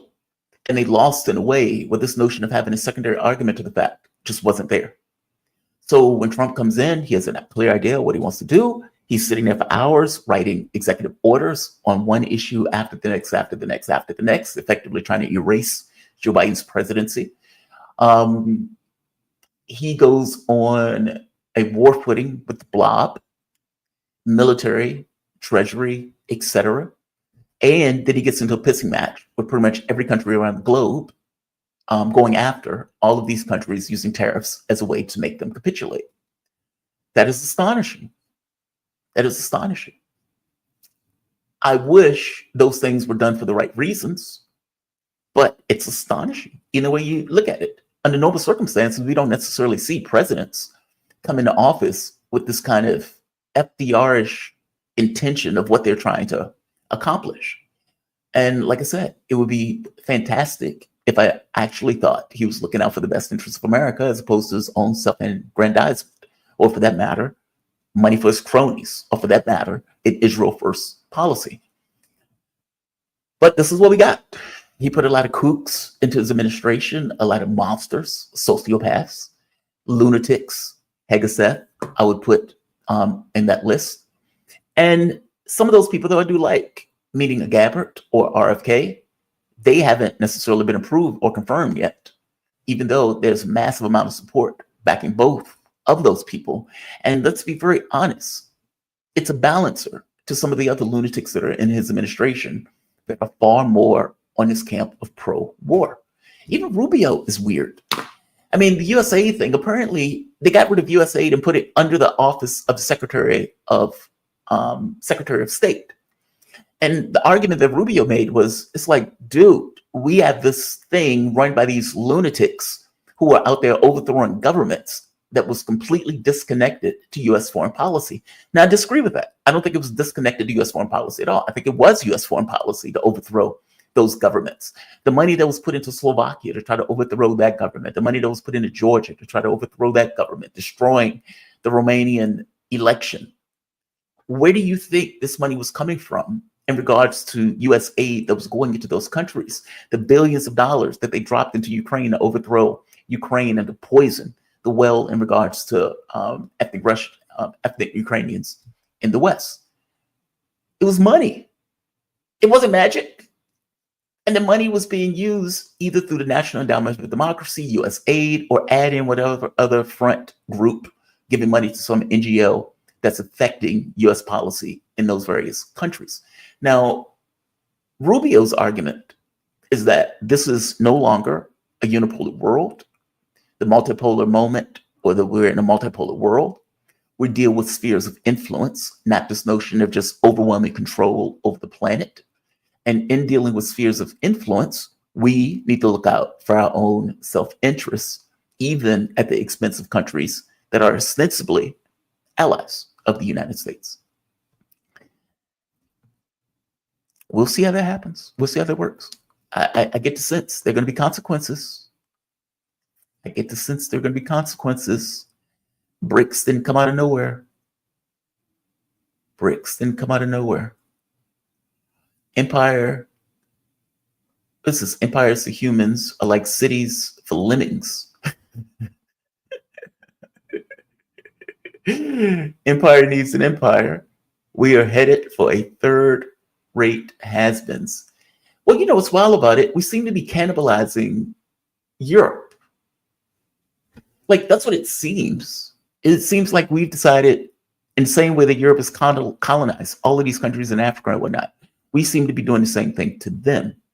So, yes, we don't want you to use energy that's cheaper. We want you to use our energy where you're paying 5 times as much. Yes, we don't want you having a relationship with Russia. We want you to buy our products where you're going to pay us more. Yes, we want you to put money into Ukraine, because ultimately the money you're putting into Ukraine is 70% of it is coming to us, because we are the ones who are supplying the weapons to Ukraine, in which case that money is from Europe being funneled into the US. They've allowed themselves for this to happen. I mean, think back to the wars, for example, where the US was trying to overthrow the Syrian government. This was under Obama. And you had all of these refugees flood into Europe, into Germany, and you had all of this kind of destabilization of the political space in Europe, because many of those countries weren't big enough to accommodate the number of migrants that they were incorporating into the countries. And so many of those people ended up living in desperate poverty, despite the fact that they just came out of a war zone. This is not something that tends to do well for the integrity of governments. And it did not do well for the integrity of those European states. They didn't blame the US, despite the fact it was the US that was trying to overthrow those governments, overthrow the Syrian government. Meaning Europe has stood by and allowed us to skate on a lot without any capability of pointing out, hey, you guys are skating on a lot. They didn't want to have their main military. They wanted to use NATO as a power projection device, something that we were effectively running. They've allowed themselves to be put into this particular position. Trump has decided, if you're going to bend over, well, I'm going to take advantage. I'm going to bend over. I'm going to take advantage. So there's that. There's that. Let's see. I see one more. LEJJ USA. We didn't have control of that Federal Reserve, so we're crabs. So we're crabs in a barrel, essentially. No free healthcare, trade, schools, or vets. You're right. You're right. I mean, the notion of the Federal Reserve, where we are always we're always in debt to it, as opposed to having something like a greenback. We have to pay tax on the money. And even worse, I mean, when we had Richard Wolff on the show, Richard Wolff talks about this idea that instead of taxing, we borrow. So instead of taxing, let's say, somebody like Elon Musk, we end up borrowing money from somebody like Elon Musk, and I'm meaning this from the standpoint of the federal government. And so it's like, okay, so it's a double indemnity in some way. Not only did we not resolve the issue that we were trying to get the money for in order to resolve, but now we also have to pay that money back with interest on top of it. I mean, think of the wars, for example. We spent $10 trillion in Afghanistan and Iraq. What do we have to show for that? I mean, we effectively created $10 trillion out of thin air in order to burn it on the White House lawn. What did we get out of it? What did we get out of it? Didn't get healthcare, didn't get education, didn't get any of those things. It's outrageous. Outrageous. All right. I am going to end this because I am in need of a place to stay. Tomorrow may be the last day you see me at this location. I'm going to be moving to a new location. I don't know exactly where it is yet. It's an Airbnb. I found something cheap in the area, and so I'm going to be moving to that one coming up tomorrow. So today is going to be my last. Tomorrow, most likely, is going to be my last day at this location. I have no idea what the next location is going to look like. So if it looks rough, you have my apologies in advance. Hopefully it's okay though. Hopefully there's enough room where I can set up studio and everything else where we can continue these shows each morning. All right, guys. I'm going to say like, share, subscribe. If you really dig the content, you can support through PayPal, Patreon, Super Chats, etc. And I will see you bright and early.